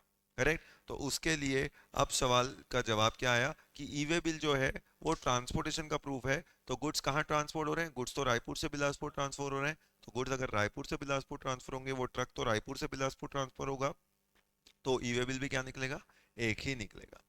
यहाँ पे क्या मुझे रायपुर से बॉम्बे का ईवे बिल निकालना पड़ेगा, the answer is no. Raipur से बॉम्बे का ईवे बिल निकालने की कोई जरूरत नहीं है यहाँ पे। करेक्ट। तो ईवे बिल एक ही निकलेगा, रायपुर से बिलासपुर का, क्योंकि इट इज ट्रांसपोर्टेशन। सोचो अगर आपने रायपुर से बॉम्बे का ईवे बिल निकाल दिया तो फिर क्या होगा, अभी रास्ते में ऑफिसर वेट कर रहा है कि ट्रक आएगी कोई टीवी लेके, क्या उस रास्ते में ट्रक चल भी रही है, ट्रक तो रायपुर से बिलासपुर के रास्ते में चल रही है, और यहाँ के ऑफिसर को पता ही नहीं। उल्टा आपने दूसरा ईवे बिल निकाला बॉम्बे से बिलासपुर, अब वो वाले रास्ते में भी ऑफिसर बैठा है कि बॉम्बे से कोई ट्रक आएगा बिलासपुर। वो दोनों रास्ते से तो कोई ट्रक आया नहीं, बल्कि ट्रक इधर रायपुर से बिलासपुर रास्ते आ रहा था, वहां एक ऑफिसर बैठा था, उसने ट्रक को पकड़ लिया, तू किधर से आ रहा है रे, स्मगलिंग स्मगलिंग तो नहीं कर रहा। करेक्ट। तो उसने अलग ट्रक को पकड़ लिया। तो बोलिए लॉजिकली मूवमेंट जो होता है ईवे बिल उसका यूज है। तो मूवमेंट यहाँ पे रायपुर से बिलासपुर हो रहा है, तो ईवे बिल रायपुर से बिलासपुर का निकलेगा under the concept of bill to ship to model. आगे बात समझ में, इसको बोलते हैं bill to ship to model. बोलो bill to ship to model clear हो गया, ये तो क्लियर है। अब एक्स जो बिल बनाएगा, आखिरी सवाल आखिरी चैप्टर का, कि प्लेस ऑफ सप्लाई क्या होगा। अब एक्स जो बिल बना रहा है वाई को, तो प्लेस ऑफ सप्लाई क्या होगा, क्योंकि वो टीवी दे रहा है बिलासपुर में, टीवी दे रहा है बिलासपुर में, लेकिन बिल दे रहा है बॉम्बे वाले को। तो अब सवाल है प्लेस ऑफ सप्लाई क्या होगा। तो इसी के लिए फिर एक चैप्टर का यूज आता है हमारा, और वो चैप्टर कौन सा है, वही है हमारा प्लेस ऑफ सप्लाई। तो प्लेस ऑफ सप्लाई में अगर इसका देखेंगे तो प्लेस ऑफ सप्लाई में दो चीजों के रेफरेंस आएंगे। एक्स ने जो वाई को बेचा, मतलब रायपुर वाला जो बॉम्बे वाले को बेचेगा, उसका प्लेस ऑफ सप्लाई निकलेगा सेक्शन 10 सब सेक्शन 1 के क्लॉज बी से अंडर आईजीएसटी एक्ट, और उसका प्लेस ऑफ सप्लाई क्या निकल के आएगा, महाराष्ट्र। फिर बॉम्बे वाला जो बिलासपुर वाले को बेच रहा है, तो ये मूवमेंट ऑफ गुड्स है, तो ये मूवमेंट ऑफ गुड्स उसका प्लेस ऑफ सप्लाई निकलेगा 10(1)(a) से, और उसका प्लेस ऑफ सप्लाई निकलेगा छत्तीसगढ़। तो वो प्लेस ऑफ सप्लाई आपका कहलाएगा छत्तीसगढ़। बोलो ये वाली बात भी क्लियर हो गई। तो यहाँ पे ये कंसेप्ट प्लेस ऑफ सप्लाई में डिटेल में हम डिस्कशन में रखते हैं। ठीक, तो यानी आप देखें ये जो एक चार्ट है, इस एक चार्ट से हमने कितने अलग अलग चैप्टर कनेक्ट कर लिए, हमने 4 अलग अलग चैप्टर को कनेक्ट किया। बोलो पहला कौन सा चैप्टर कनेक्ट किया, ऑब्वियसली आईटीसी। आईटीसी में हमने कौन सा रेफरेंस यूज किया, explanation to section 16 sub section 2 का क्लॉज बी। तो ये पहला चैप्टर का इस्तेमाल हुआ। दूसरा अपन ने चैप्टर लिया टैक्स इनवॉइस, जिसमें अपन ने देखा कितने इनवॉइस बनेंगे, 2 इनवॉइस बनेंगे, 2 इन नंबर, करेक्ट। जिसको आपने बेचा वो उसका इनवॉइस आप बनाओगे, और उसने जिसको बेचा उसका इनवॉइस वो बनाएगा, करेक्ट। तीसरा अपन ने कंसेप्ट लाया ई वे बिल का। तो ई वे बिल जो है, ई वे बिल कितना बनेगा, एक ही बनेगा जो मूवमेंट का होता है, जिधर से जिधर गुड्स मूव हो रहा है। और चौथा कंसेप्ट अपन ने इसको यूज किया, प्लेस ऑफ सप्लाई क्या होगा। तो प्लेस ऑफ सप्लाई भी 2 निकाले जाएंगे, एक निकाला जाएगा 10(1)(b) जिसके कहने पे ये किया गया, और दूसरा निकाला जाएगा 10(1)(a। ये जो दोनों हैं ये किसके हैं, ये आईजीएसटी एक्ट 2017 के। तो इसके हिसाब से ये पूरा कंसेप्ट जो है बिल्ड टू शिप टू का अपन ने सम अप कर लिया। ठीक, तो ये जो चार्ट अपन ने देखा, ये चार्ट आपने थ्रू आउट रखना है अपने पास, करेक्ट। तो भले अभी इसका स्क्रीनशॉट लें, करेक्ट, लेकिन ये चार्ट आपने पूरे कंप्लीटली बना के रखना है अपने पास, क्योंकि ये चारों चैप्टर में इसी चार्ट के बेसिस पे हम वो डिस्कशन को पूरी तरीके से कंप्लीट करेंगे। ठीक बात है। तो यहाँ पे हमारा एक्सप्लेनेशन टू 16(2)(b भी पूरी तरीके से खत्म होता है, which is the case of build to ship to model. तो build to ship to model, तो build to ship to model में आएंगे एक्सप्लेनेशन टू 16(2)(b। ये क्या बोलेगा, under this model goods are delivered to a third party C. बोलो ये third party सी कौन है, बिलासपुर वाला, अपने कहने पे। On the direction of customer, बोलो कस्टमर बी, बी कौन है, किसके कहने पे किया, मुंबई वाला। Who purchases the goods from the vendor supplier A, बोलो ए कौन है, रायपुर वाला। तो बस अगर इतना आपने फिट कर लिया तो सारा एग्जाम्पल ही क्लियर है कि ए ने बी के कहने पे सी को गुड्स दिया, करेक्ट। ये इसका मतलब होता है। इन अदर वर्ड्स तो कौन किसको बिल देगा, देखो आप वो एग्जाम्पल को आप फिट कर लोगे तो सब चीज आ जाएगी अपने आप। ए बिल करेगा बी को, लेकिन शिप करेगा सी को ऑन डायरेक्शन ऑफ बी। तो ये 2 सप्लाई होंगे, एक ए ने बी को बेचा, दूसरा बी ने सी को बेचा। यहाँ पे मुंबई वाला who purchases such goods does not receive the goods, देखा जाए तो उसको गुड्स रिसीव नहीं हुआ। जब गुड्स रिसीव नहीं हुआ तो by virtue of explanation to 16(2)(b मान लिया जाएगा कि मुंबई वाला हैज रिसीव्ड द गुड्स। तो सवाल था क्या उसको आईटीसी मिलेगा क्या, तो जवाब मिला ITC will be available to the registered person. Who is the registered person, Mumbai वाला, on whose order goods are delivered to third person. Who is the third person, Bilaspur वाला। ठीक, एग्जांपल देखो, Badri is a trader who places an order on Atmaram for consignment of soda ash। तो बद्री एक trader है, उसने order place किया किस पे, आत्माराम पे, for consignment of soda ash। Badri receives a buying order from Champak for same quantity of soda ash। मतलब बोलो इतना पढ़ के क्या समझ में आ रहा है, बद्री कहाँ का है, बद्री कहाँ का है, 3 लोग हो गए, बद्री, आत्माराम और चंपक। तो बद्री एक व्यक्ति है जिसने ऑर्डर प्लेस किया आत्माराम पे, तो आत्माराम कहाँ का हो गया, आत्माराम हो गया रायपुर वाला, करेक्ट। बद्री कहाँ का हो गया, मुंबई वाला अपने एग्जांपल में। और चंपक कहाँ है, चंपक हो गया बिलासपुर वाला, correct, for the same quantity of soda ash. Badri instructs, मतलब मुंबई वाला इंस्ट्रक्ट्स रायपुर वाला to deliver the goods to Bilaspur वाला, एंड इन टर्न, अब चेक कर लो जो हमने पढ़ा वही वही हो रहा है कि नहीं, इन टर्न रायपुर वाला raises an invoice on Mumbai wala, as Mumbai wala is the actual buyer of the goods, who have instructed Raipur wala to deliver goods to Bilaspur wala. Though goods are not physically received at the premises of Mumbai wala, 16 to B, rather 16 to B की जगह क्या लिखना चाहिए?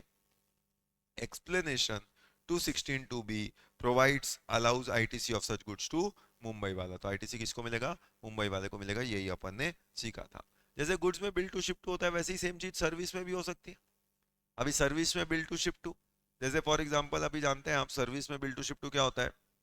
अभी मान लीजिए मैं एक कंपनी हूँ. कौन सी कंपनी? Modelling company. ठीक. अभी मैं थोड़ी सी मॉडलिंग कंपनी हूँ, तो अब मेरे यहाँ कौन लोग काम करते हैं? थोड़े बहुत मॉडल्स काम करते हैं. तो जब मॉडल्स काम करते हैं तो मुझे कुछ लोगों की सर्विस भी लेनी पड़ती है. किसकी सर्विस लेता हूँ? तो अब ऑब्वियसली मैं कुछ ऐसे लोगों की सर्विस देता हूँ जिससे मॉडल मॉडल दिखे. ठीक. तो मतलब किसकी सर्विस लेता हूँ? तो थोड़ा मैंने ऐसे वही ब्यूटी पार्लर, मेकअप और ये सब वालों की सर्विस ली. करेक्ट. मैंने बोला रिपेयर मेंटेनेंस समय समय पे होते रहना चाहिए, तो थोड़ी ऐसी रिपेयर मेंटेनेंस की सर्विस ली गई. अब वो रिपेयर मेंटेनेंस की सर्विस के लिए मैंने एक ऐसा बिजनेस करने वाले व्यक्ति को खोजा जो ये सब चीज़ों का काम करता है. मैंने बोला भैया देखो रिपेयर मेंटेनेंस की सर्विस दोगे क्या? तो बोले हमारा तो काम ही वही चीज़ का है कि हमारे यहाँ आता कोई और जाता कोई और है. ठीक. तो बोले हाँ वही वाली सर्विस चाहिए कि मैं आपको कुछ लोग भेजूंगा, आपको उनको कुछ और बना के भेजना है. ठीक. तो बोले हो जाएगा, कोई बात नहीं. इसके लिए इतने पैसे लगेंगे, और छोटी मोटी जगह पे तो जाते नहीं. करेक्ट. तो वो सब रजिस्टर्ड अंडर जीएसटी भी है. अब अगर जीएसटी में रजिस्टर्ड है तो अब ऐसी सर्विस ली गई. अब बोलो, अब who is the service provider? Service provider तो वो ब्यूटी पार्लर वाला, मेकअप आर्टिस्ट और वो सब हुए. करेक्ट. अभी वो बिल किसको दे रहा है? मुझे, मॉडलिंग कंपनी को. I am the modelling company. Correct. पैसा कौन देना है? मैंने देना है. लेकिन बोलो सर्विस, सर्विस किसको दे रहा है? अब मुझे क्या रिपेयर मेंटेनेंस करेगा? मॉडलिंग कंपनी ऐसा बोल रही है, मैं तो ऑलरेडी बहुत खूबसूरत हूँ. ठीक. तो ऐसा मॉडलिंग कंपनी का जो मानना है कि वो तो बहुत खूबसूरत है, उसको क्या रिपेयर मेंटेनेंस की जरूरत है? तो आज सोचिए, वो सर्विस किसको दे रहा है? सर्विस दे रहा है मॉडल्स को. तो सर्विस पाने वाला व्यक्ति कोई और है, लेकिन बिल किसी और को दे रहा है. तो ये सर्विस में भी बिल टू शिफ्ट हो सकता है. अब modelling companies under big confusion कि ये जो टैक्स दे रही है क्या उसका आईटीसी उसको मिलेगा कि नहीं मिलेगा. क्यों? क्योंकि one of the condition for claiming ITC is you must have received the goods और सर्विसेज और बोथ. तो क्या यहाँ पे modelling company has received the service? Service तो मॉडल्स ने रिसीव किया. जिसने सर्विस रिसीव किया उसको बिल नहीं मिला, जिसको बिल मिला उसने सर्विस रिसीव नहीं करी. तो क्या उसको आईटीसी मिलेगा? करेक्ट. तो अनलेस कहीं और मनाही की गई हो तो बात अलग होती है, बट अदरवाइज क्या इसका आईटीसी मिलेगा? क्या मिलेगा? Explanation to 16 to be deemed receipt of service का केस हो गया.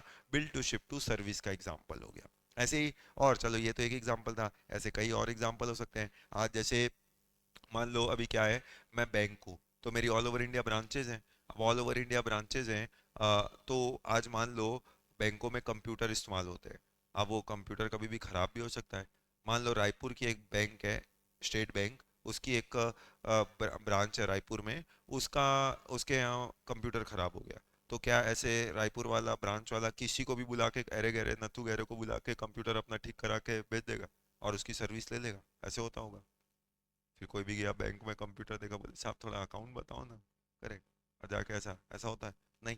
तो क्या कोई भी किसी का भी कंप्यूटर ऐसे चला लेगा? नहीं. तो इसके लिए क्या किया होगा? एसबीआई की मेन ऑफिस ने एक सेंट्रल कॉन्ट्रैक्ट किया होगा किसी ऐसे रिपेयर मेंटेनेंस वाले से, जिसकी भी हो सकता है ऑल ओवर इंडिया ब्रांचेस हो या नहीं हो, उससे फर्क नहीं पड़ता, लेकिन सेंट्रली किसी व्यक्ति के साथ कॉन्ट्रैक्ट किया होगा. और उनको क्या बोला होगा कि देखो भाई, हमारी ऑल ओवर इंडिया ब्रांचेज है, हमारे किसी भी ब्रांच में कोई भी कंप्यूटर खराब हुआ तो उसका कॉन्ट्रैक्ट हम तुमको देते हैं. हम अगर तुमको बोलेंगे तो तुमको अपने आदमी को भेजना पड़ेगा जो जाके वो कंप्यूटर को ठीक करेगा. करेक्ट. और इस काम के लिए हम आपको पैसा देंगे. उतने में रायपुर वाली ब्रांच का फोन आया, साहब कंप्यूटर खराब हो गया, जल्दी बेचो, एकदम एक्सट्रीम इमरजेंसी है. करेक्ट. तो अब मुंबई वाले ने तुरंत वो कंप्यूटर रिपेयर वाले को फोन किया, बोला जाओ यार वो रायपुर वाली ब्रांच में प्रॉब्लम है, जाओ कंप्यूटर ठीक करके आओ. अब वो फटाफट गया रायपुर, कंप्यूटर ठीक करके गया, कंप्यूटर ठीक किया, आ गया. करेक्ट. अब बोलो बिल किसको दे रहे हैं? पैसा क्या रायपुर वाला देगा? क्या पैसा तो उधर बॉम्बे वाले को दे रहे हो. तो बिल आपने क्या बॉम्बे वाले को. करेक्ट. लेकिन सर्विस किसको दी? रायपुर वाले. अब सोचो जिसने सर्विस ली उसको बिल नहीं मिला, जिसको बिल मिला उसने सर्विस नहीं ली. अब सवाल ये उठ रहा था, क्या बॉम्बे वाले को आईटीसी मिलेगा? क्या इस केस में बॉम्बे वाला is entitled to claim ITC? भले ही सर्विस रायपुर वाला यूनिट लिया, लेकिन क्या बॉम्बे वाला is entitled to claim ITC? तो इसके लिए कंसेप्ट है एक्सप्लेनेशन टू 16(2)(b), जो बात करता है bill to ship to model, कि बिलिंग बॉम्बे वाले को होगा और डिलीवरी सर्विस आपने रायपुर वाले को दोगे, तो माना जाएगा कि बॉम्बे वाला इज रिसीव्ड द सर्विस, और रिसीव्ड द सर्विस तो बॉम्बे वाले को आईटीसी मिलेगा। अब बॉम्बे वाले को तो आईटीसी मिलेगा, चलो ठीक है। अभी बॉम्बे वाला ये आईटीसी रायपुर वाले को ट्रांसफर करना चाहता है, कर सकता है, क्योंकि एक्चुअल में सर्विस तो रायपुर वाले ने रिसीव किया होगा। क्या वो आईटीसी रायपुर वाले को ट्रांसफर कर सकता है? यस, कैसे? तो इसी के लिए कंसेप्ट आता है, यस, अब आपको प्रैक्टिकली समझ में आ रहा है, इसी के लिए कंसेप्ट आता है इनपुट सर्विस डिस्ट्रीब्यूटर, कि बॉम्बे वाला यहाँ पे अपना एक रजिस्ट्रेशन और कराएगा। कौन सा वाला रजिस्ट्रेशन कराएगा? आईएसडी का। और आईएसडी का रजिस्ट्रेशन करा के उसका मकसद क्या होगा? सिर्फ वो आईटीसी को ट्रांसफर करना। बॉम्बे वाली ब्रांच के बाद जो आईटीसी पड़ा था, उस आईटीसी को वो ट्रांसफर करने के लिए क्या करेगा? एक अपना रजिस्ट्रेशन कराएगा एज अ आईएसडी वाला। बोलो, ये वाली बात भी क्लियर हो गई? चलो, दो तो मैंने अलग एग्जांपल दे दिया, एक आप ही का एग्जांपल दे देता हूँ। कल को आप बैंकों की ऑडिट करते हैं। जब आप बैंकों की ऑडिट करते हैं, तो बैंक की ऑडिट आप किधर की भी कर सकते हैं। मान लो आपकी ऑफिस रायपुर में, अभी आपको बैंक की जो ऑडिट मिली वो बेंगलोर की एक ब्रांच की मिल गई। अब आप बेंगलोर की ब्रांच में जाके ऑडिट करके आते हैं, तो आप सर्विस किसको दे रहे हो? बेंगलोर ब्रांच को। बेंगलोर ब्रांच को आपने सर्विस दिया, लेकिन क्या बिल उधर बेंगलोर ब्रांच को देते हो क्या? नहीं। तो अक्सर बैंक क्या आपको पहले ही बता देती है, जो मेन ब्रांच होती है वो आपको बता देती है कि आपको बिल किसको देना है, कौन सी ब्रांच को देना है, कौन आपको पैसा देगा। तो वो सब आपको बता दिया जाता है। तो बता दिया जाता है, तो आज मान लो आप वो बिल जो है वो भोपाल की किसी ब्रांच को कर रहे हो, उनकी अपनी जोनल ऑफिस होगी, आपने उसको बिल किया, तो बिल आप भोपाल को कर रहे हो, आप हो रायपुर के, और सर्विस दे के आ रहे हो बेंगलोर को। करेक्ट? तो अब सोचिए, अगर ऐसा होगा तो क्या भोपाल वाले यूनिट को आईटीसी मिलेगा? ऑडिट तो आपने बेंगलोर वाले को किया था, क्या भोपाल वाले को आईटीसी मिलेगा? Explanation to 16(2)(b), deemed receipt of service, माना जाएगा कि भोपाल वाला हैज रिसीव्ड द सर्विस। फिर भोपाल वाला चाहे तो वो आईटीसी ट्रांसफर कर सकता है, किसको? बेंगलोर वाले को। वो भोपाल वाले का चॉइस है, ठीक? तो ये अपन ने देख लिया। बोलो, deemed receipt of good services, दोनों केस क्लियर हो गया। एक्सप्लेनेशन टू 16(2)(b पूरी तरीके से यहाँ पे हमारा खत्म होता है। तो वही चीज सर्विस में भी समझा रहा है, देखो, कि सर्विस में ऑल्सो भी provided to a third party by the service provider supplier on direction of the service recipient registered person। बोलो, ये थर्ड पार्टी कौन है? Models. Who is the service provider? Makeup artist. Who is the direction of service recipient? Modelling company. तो वो जो modelling company, तो modelling company के कहने पे मेकअप आर्टिस्ट ने मॉडल को सर्विस दिया, क्या मॉडलिंग कंपनी को आईटीसी मिलेगा? अगर कहीं और स्पेसिफिकली मना ना किया हो तो बात अलग है, अदरवाइज आईटीसी मिलेगा। तो इन दिस केस ऑल्सो ये सर्विस का deemed bill to ship to case हो गया। ITC will be available on whose direction services are provided. जैसे एग्जांपल देख लो, और एग्जांपल कोई सवाल भी समझ सकते हो। The registered head office new Delhi of ABC Private Limited enters into a contract with DEF Private Limited of New Delhi for repair maintenance of computer system। बोलो, वैसे वाला ही केस आ गया, बैंक वाला जो एग्जांपल मैंने आपको दिया था। Installed at the registered branch office in Bangalore. तो दिल्ली वाली कंपनी ने एक दूसरे दिल्ली वाली कंपनी के साथ कॉन्ट्रैक्ट किया था कंप्यूटर के रिपेयर करने का, और रिपेयर जाके किया गया बेंगलोर कर्नाटका में। DEF private limited issues an invoice on ABC private limited, कौन सा वाला? न्यू दिल्ली वाला, for the service provided by it. Service दे के आते हो बेंगलोर को और बिल देते हो दिल्ली वाले को। सवाल यह है क्या आईटीसी मिलेगा क्या? Actual service are received by the branch office, not by the head office. लेकिन अगेन यहाँ पे भी क्या लिखेंगे? Explanation to section 16(2)(b allows ITC of such repair maintenance service to the head office। तो हेड ऑफिस को भी जो दोगे आईटीसी उसको मिल जाएगा। अब मिल जाएगा तो देखो सवाल किस तरीके से आ सकते हैं। तो सवाल, Messrs Diwan and sons of New Delhi has placed an order for 250 kilo plastic granules 50 per kilo exclusive of GST on Messrs Karim and bros of Noida UP. क्या बोल रहा है? एक दीवान एंड सन्स है न्यू दिल्ली का, उसने ऑर्डर प्लेस किया 250 किलो प्लास्टिक ग्रेन्यूल्स का, किस पे? 50 रुपए पर किलो पे। किस पे? करीम ब्रोस पे, नोएडा यूपी। मतलब दीवान ब्रोस ने ऑर्डर दिया। Messrs Karim Bros has agreed to deliver the goods at the warehouse of Messrs Diwan and Sons at New Delhi। तो ये तो कहानी बता रहा है कि इसने ऑर्डर दिया, करीम ब्रोस बोला हाँ साहब आप चिंता मत करो, आपके गोडाउन में पहुंचा दूंगा। तो वेस्ट ऑफ अ लाइन है। While the order was getting packed, मतलब देखो कहानी खत्म ही नहीं हो रही है, एक एक चीज एक एक सेकंड का स्टोरी अपडेट दे रहा है कि इधर ऑर्डर पैक हो रहा था. while the order was getting packed at the factory of Karim Rose, Diwan and Sons got an order from Shubkamna Sales of Hapur UP, Hapur UP for 250 kilo plastic granules at 60 per kilo. अब आपको पढ़ते ही धीरे धीरे समझ में आ रहा है कि इधर पैक हो रहा था करीम एंड रोज की फैक्ट्री पे वो सामान प्लास्टिक ग्रेन्यूल्स. उतने में दीवान एंड सन्स को एक ऑर्डर आया शुभकामना सेल, जो भी कहाँ का था, हापुड़ यूपी का. तो बोले मैं दिल्ली का हूँ, पहले ये यूपी से दिल्ली आएगा फिर दिल्ली से यूपी आएगा, भाई आजू बाजू सेटल कर लो ना, जैसे रायपुर बिलासपुर था. In order to save on transportation cost. देखो अभी कहानी कितनी आसान से आपको बढ़ा रहा है. Messrs. Diwan and Sons asked Karim and Rose to directly deliver the plastic granule to Shubkamna Sales at its godown located in Hapur. क्या बोला भाई, मैं मेरा एक गोडाउन है हापुर में, उसी को वहां डिलीवर कर दो. Accordingly Messrs. Karim and Rose has delivered. देखिए जबरदस्त कहानी, 2 लाइन में क्वेश्चन खत्म कर सकता था, लेकिन वो देखिए इतना बड़ा क्वेश्चन बना दिया. Has delivered the plastic granules at the godown of Shubkamna Sales at Hapur. Examine the availability of ITC with Diwan and Sons and Shubkamna Sales. So Diwan and Sons और शुभकामना सेल्स, उनको ITC मिलेगा कि नहीं मिलेगा, इसके बारे में आपको बताना है कि इन इंस्टेंसेस में आईटीसी आपको मिलेगा कि नहीं मिलेगा. अब आईटीसी मिलेगा कि नहीं मिलेगा, इसके बारे में अगर आपने सोचना है तो बोलिए क्या लगता है. अब ऐसे इंस्टेंसेस में आईटीसी मिलना चाहिए कि नहीं मिलना चाहिए, हाँ मानेंगे, आईटीसी मिलना चाहिए कि नहीं मिलना चाहिए.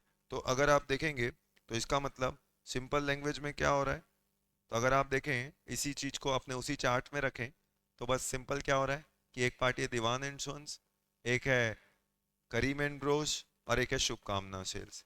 तो अभी क्या हो रहा है, दीवान एंड सन्स, करीम एंड रोज जो मेन पार्टी है सेलर है, वो सेलर है, और ये दीवान एंड सन्स बायर है. तो बिल इसको कर रहे हो और शिप इसको कर रहे हो. चार्ट अपन ने थोड़ा सा घुमा दिया, ठीक है, उससे समझने में फर्क नहीं आना चाहिए. ठीक, तो बिल इसको कर रहे हो और शिप इसको कर रहे हो. तो सवाल क्या था, आईटीसी मिलेगा कि नहीं. दीवान एंड सन्स की बात करें तो दीवान एंड सन्स क्या कर रहा है, दीवान एंड सन्स ने 250 किलो 50 रुपए में खरीदा और 250 किलो 60 रुपए में बेचा. तो 15,000 में बेच रहा है और 12,000 में खरीद रहा है. तो 15,000 में बेच रहा है तो उसका टैक्स 18% से 2700 आ रहा था. सवाल है क्या 12,500 में जो उसने खरीदा क्या उसका आईटीसी उसको मिलेगा, तो 2250 यही आईटीसी उसको मिलेगा. यही हमने कहाँ सीखा था, एक्सपेंशन टू 16(2)(b. शुभकामना सेल्स की बात करें, इसको तो कोई प्रॉब्लम ही नहीं है, इसको तो गुड्स भी मिला है, मतलब ये तो एक्चुअल रेसिपिएंट है, इसके बाद बिल भी है, क्या इसको आईटीसी मिलेगा, इसको तो पूरा अपना आईटीसी मिलेगा. ये जितने भी बेचेगा वो उसका आउटपुट होगा, कोई प्रॉब्लम नहीं होने वाला. करेक्ट, तो इसका मतलब इस तरीके से ये सिंपल ऐसा ही कुछ होना चाहिए. ये हमने पूरा डिस्कस किया, चेक करो, पढ़ो, go through the answer, check करिए जितना भी हमने डिस्कस किया वो सारी बातें आपको यहाँ पे लिखी मिल रही हैं, हाँ कि ना. गो थ्रू द आंसर.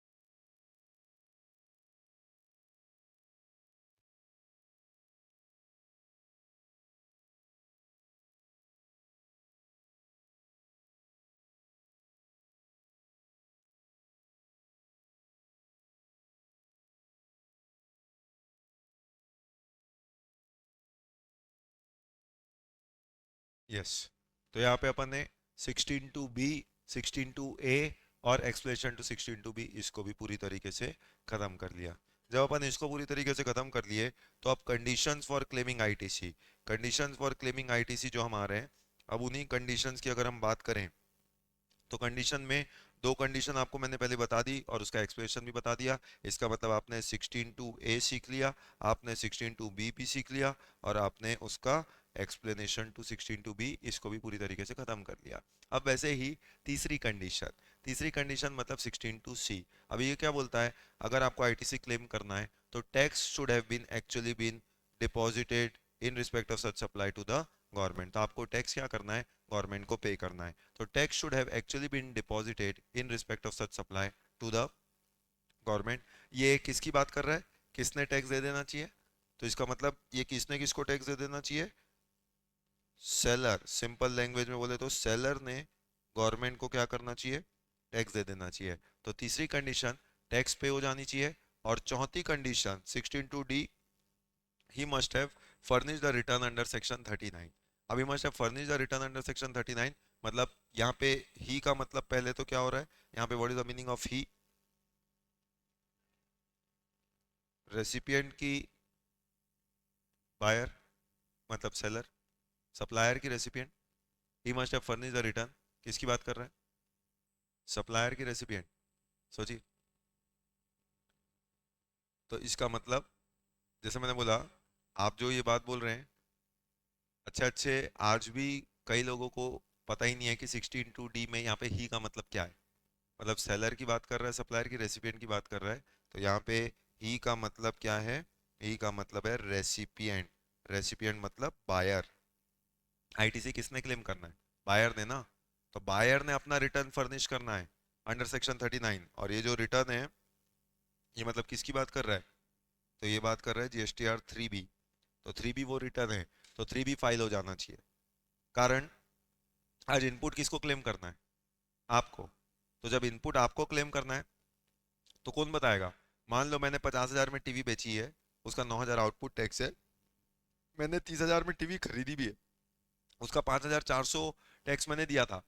अब मुझे वो इनपुट लेना है, तो क्या इनपुट वो 5,400 मेरे को ऐसे ही मिल जाएगा कि मुझे क्लेम करना पड़ेगा। ऑब्वियस सी बात है, आपको क्लेम करना पड़ेगा। ठीक, तो क्लेम करना पड़ेगा इसका मतलब मांगोगे तो मिलेगा, मांगा ही नहीं तो क्या मिलेगा। तो इसलिए आईटीसी चाहिए तो मांगना पड़ेगा। कैसे मांगोगे, अपना रिटर्न फाइल करोगे वहां पे मांगोगे। तो आईटीसी चाहिए तो क्लेम करना पड़ेगा, ऑटोमेटिक नहीं है। जैसे आज इनकम टैक्स में आप जैसे देखते हैं, वैसे तो आजकल ज्यादातर डिडक्शंस बंद ही हो गई हैं, पर फिर भी एटीसी में आप देखते हैं ऐसे कुछ डिडक्शंस होती है ना। मान लीजिए मैंने अपनी एक इनकम बताई और रिटर्न फाइल किया, पर उसमें मैंने एटीसी की डिडक्शन नहीं ली, मैंने इंश्योरेंस वगैरह करा रखा था, साल भर में मैंने उतना 1.5 लाख का पेमेंट कर रखा था कि एटीसी में मैं एलिजिबल था डिडक्शन के लिए, पर मैंने अपना रिटर्न फाइल कर दिया और उसमें डिडक्शन क्लेम नहीं करा। अब गवर्नमेंट देख रही है कि मैंने डिडक्शन एटीसी में क्लेम नहीं किया, गवर्नमेंट को भी पता है कि मैंने इंश्योरेंस करा रखा है, उसका प्रीमियम दिया, eligible for deduction under eighty C. तो अब क्या लगता है, वो डिडक्शन मुझे मांगना पड़ेगा कि ऑटोमेटिक मिल जाएगी, मांगना पड़ेगा ना। इसका मतलब जब तक मैं बोलूंगा नहीं कि मुझे 1.5 लाख की डिडक्शन चाहिए, मुझे डिडक्शन मिल जाएगा। और मतलब क्या, नहीं नहीं बरड़िया जी लीजिए 1.5 लाख रुपए आप रखिए अपने पास, कम करिए अपनी इनकम को, ज्यादा टैक्स मत दिया करिए हमको। क्या गवर्नमेंट आके बोलेगी कि मुझे गवर्नमेंट को बोलने का भैया 1.5 लाख कम करो मेरी इनकम का, eligible for deduction under eighty C. मांगना पड़ेगा ना, इसका मतलब मांगोगे तो मिलेगा। आगे बात समझ में, तो मांगोगे ऑल इंडिया रैंक चाहिए फाइनल में और आईडीटी के टॉप स्कोरर तो मिलेगा, मांगोगे ही नहीं, सोचोगे नहीं तो क्या मिलेगा। अरे बात समझ में की नहीं, ठीक। तो मांगा है आपने, हाँ, तो जो किताब अगली बार मेरी छपेगी ध्यान रखना उसमें आपकी तस्वीर रहनी चाहिए आगे पे। ठीक, तो ऐसे इंस्टेंसेस में मीनिंग देर बाय किताब मेरी रहेगी, तस्वीर आपकी रहेगी, सोचो। तो मांगोगे तो मिलेगा, नहीं मांगोगे तो क्या मिलेगा। तो अभी अपन जब बात कर रहे थे, तो जैसे ये हुआ, एक और एग्जांपल है तो डेप्रिसिएशन। अच्छा बोलो, डेप्रिसिएशन, डेप्रिसिएशन क्लेम करना ऑप्शनल है कि कंपल्शन है। मान लो मैंने डेप्रिसिएशन नहीं लिया, तो मुझे डेप्रिसिएशन मिलेगा कि नहीं मिलेगा, ऑटोमेटिक मिलेगा। वहां नहीं मांगो तो भी मिलेगा, वहां नहीं मांगो तो भी मिलेगा। क्यों, क्योंकि डेप्रिसिएशन का क्लेम करना कंपलसरी है, वो ऑप्शन नहीं है। लेकिन बाकी सब जगह आपकी मर्जी है, मांगोगे तो मिलेगा, नहीं मांगोगे तो नहीं मिलेगा। तो आईटीसी क्या है, डेप्रिसिएशन है कि डिडक्शन अंडर एटीसी है, क्या है, किसके बराबर है, डिडक्शन अंडर एटीसी के बराबर। तो you must have furnish the return under section 39, चौथी कंडीशन। तीसरी कंडीशन पे अभी मैं आऊंगा, ये मत सोचना कि खत्म हो गई है, पर पहले चौथी सिंपल है इससे समझा दिया। कि फोर्थ कंडीशन क्या है, कि आपने रिटर्न फर्निश करना पड़ेगा, और यहाँ पे ही का मतलब बता चुका, बायर। और ये बायर जो मैं बोल रहा हूँ, जैसे मैं बोल रहा हूँ अच्छे अच्छे लोगों ने भी नहीं पता आज की तारीख, शुरू में तो कईयों को नहीं पता था, अब थोड़े लोगों को पता चल चुका है, पर कुछ को अभी भी नहीं पता है कि यहाँ पे 16(2)D में ही का मतलब क्या है। तो ही का मतलब इट इज द रेसिपिएंट, मतलब बायर जो रिटर्न फर्निश करेगा। कौन से रिटर्न की बात चल रही है? GSTR 3B। तो 3B में आप इनपुट लोगे तो ही आपको आईटीसी मिलेगा, वरना नहीं मिलेगा। अगर आपने आईटीसी नहीं लिया तो इनपुट भी नहीं मिलेगा। आगे बात समझ में? यस। अब तीसरी कंडीशन जो है, तीसरी कंडीशन क्या बोलता है? Tax should have actually been paid in respect of such supply to the government. तो tax should have actually been paid in respect of such supply to the government. तो ये जो टैक्स पे हो जाना चाहिए, tax must have actually been paid, ये कौन किसको टैक्स दे बात चल रहा है? सप्लायर गवर्नमेंट को टैक्स दे, उसकी बात चल रहा है। अगेन, मैं सेलर को पैसा दूंगा उसकी बात नहीं चल रही है, सेलर ने गवर्नमेंट को पैसा दे देना चाहिए, उसकी बात चल रही है। This is one of the condition for claiming ITC. चार कंडीशन में, ये चार ओरिजिनल कंडीशन थी, चार में से तीन कंडीशन तो चलो मेरे को समझ में आता है, मैं कर सकता हूं। क्या? कि मेरे पास बिल की कॉपी होनी चाहिए, बिल की कॉपी होनी चाहिए, टोटली वैलिड, बिल्कुल समझ में आता। दूसरा, गुड्स मिलना चाहिए, चलो ये भी सही बात है, मैंने खरीदा, गुड्स नहीं आएगा तो मैं पैसा वैसा भी क्यों दूंगा, तो गुड्स भी मिलना चाहिए, ठीक है। तीसरा, रिटर्न फर्निश करना है, वो तो मेरे कंट्रोल में है, मैं रिटर्न फर्निश करूंगा, आईटीसी लूंगा। चौथा क्या बोलता है? इसका टैक्स का पैसा गवर्नमेंट को मिल जाना चाहिए। टैक्स का पैसा कौन देता है गवर्नमेंट को? सप्लायर, मतलब सेलर। तो बोल रहा है सेलर ने गवर्नमेंट को टैक्स का पैसा दे देना चाहिए। आप समझिए इस कंडीशन, मतलब जो आईटीसी में लड़ाई झगड़े की कई वजह थी, उसमें से कई वजह से एक इंपॉर्टेंट वजह ये कंडीशन भी थी। क्योंकि ये कंडीशन क्या करता है? कुछ ऐसी ही बात बोलता है। कैसी बात बोलता है? अब इसके सीरियसनेस अगर आपको समझना है तो एक छोटे से इंस्टेंस से आपको इसकी सीरियसनेस भी समझा देता हूँ। जैसे मान लो आपका एग्जाम है, आपने पता है कि नहीं पता है, ब्रेकिंग न्यूज, आईसीआई ने आपके एग्जाम में पासिंग का थोड़ा सा क्राइटेरिया बदल दिया है। पता है कि नहीं पता है? आप ही के अटेम्प्ट से अप्लाई हो रहा है।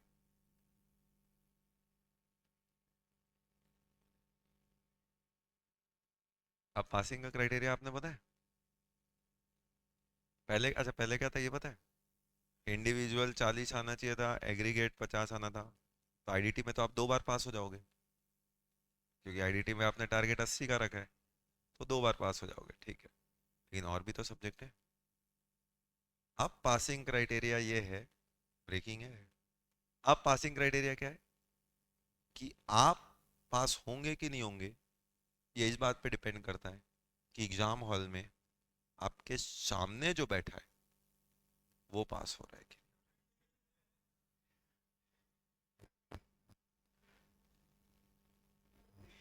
सोचिए, सोचिए, आप पास तब होंगे जब आपके सामने जो बैठा है वो पास होगा। बोले सर मेरे सामने तो ये बैठा है, मतलब मैं तो गया।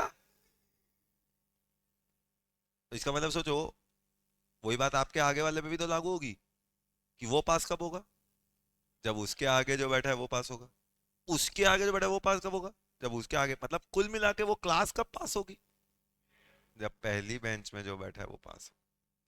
इसका मतलब अगर कोई पहली बेंच में बैठा, कोई अच्छा सर वो देख रहे हो हमारी क्लास में पहली बेंच में कौन बैठा है, आप तो देख ही रहे हो, और हमें श्योर है कि ये वाले अटेम्प्ट में तो वो नहीं हो रहा, और वो नहीं हो रहा, तो सोचो सबके सब गए फिर तो इसलिए आपने प्लानिंग करी कि सर पहली बेंच में मैं बैठता हूँ।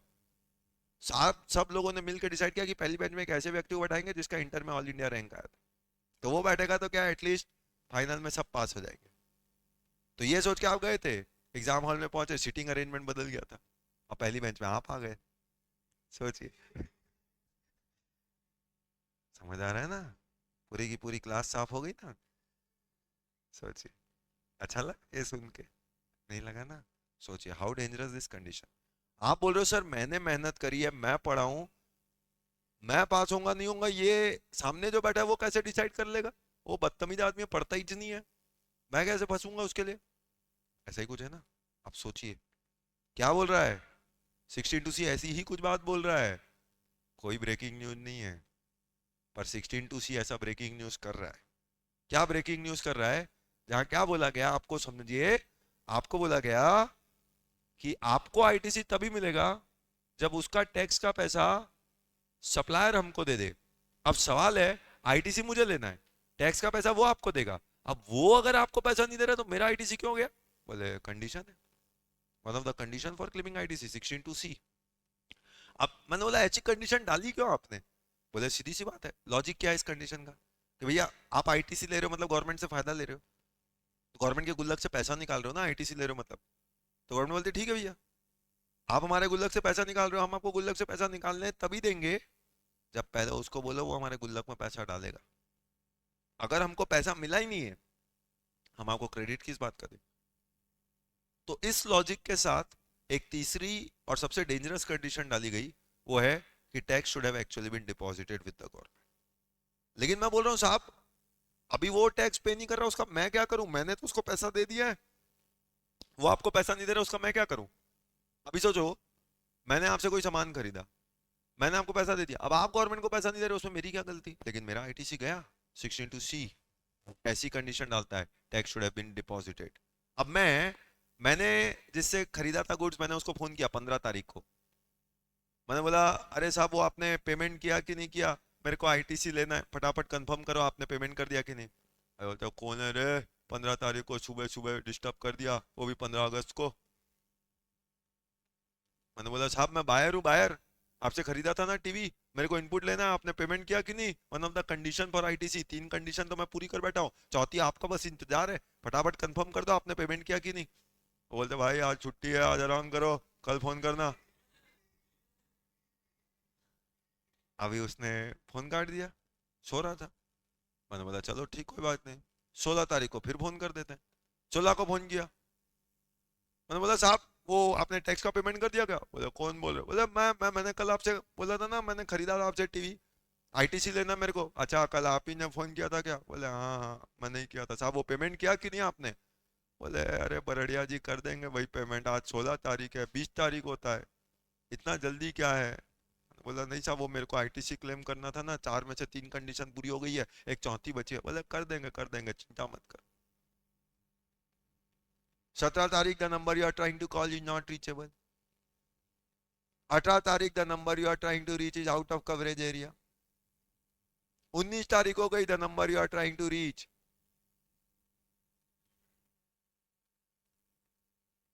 Has blocked you.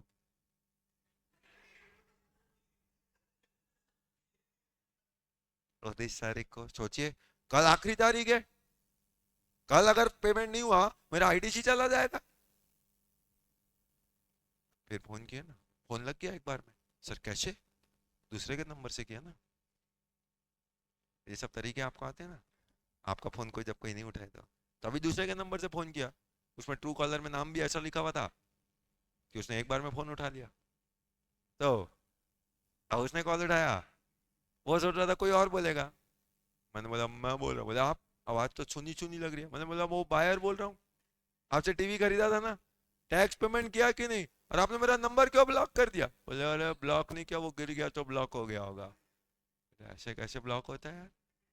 बोले जो भी है पेमेंट हो जाएगा भैया आज मैंने बोला आज 20 तारीख है, कभी पेमेंट करोगे? बोले अभी तो पूरे 24 घंटे हैं अपने पास। फिर सुबह सुबह फोन कर दिए, आप एक काम करो शाम तक पेमेंट हो जाएगा। मैंने बोला चलो शाम को फोन कर लेते हैं। शाम को फोन किया, बोले बस बस बस एक कस्टमर है पेमेंट करते हैं। मैंने बोला कितनी देर रुकूं, मेरे को और भी काम है, घर भी जाना है, नाइट बैच थोड़ी है ये, करेक्ट? तो बोले बस बस बस पेमेंट हो जाएगा, 1 घंटा और, 1 घंटे का समय दीजिए पेमेंट हो जाएगा, आधी घंटे का और, 10 मिनट और, 10 मिनट आपकी पढ़ाई की तरह। 11 बज के 58 मिनट हो गया, कभी पेमेंट करेगा तू?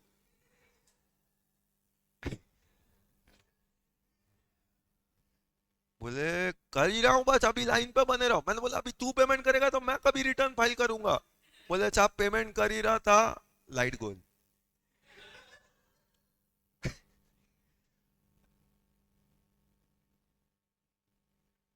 अब बोलो मैंने क्या बोलना है उसको? जो आपने सोचना है।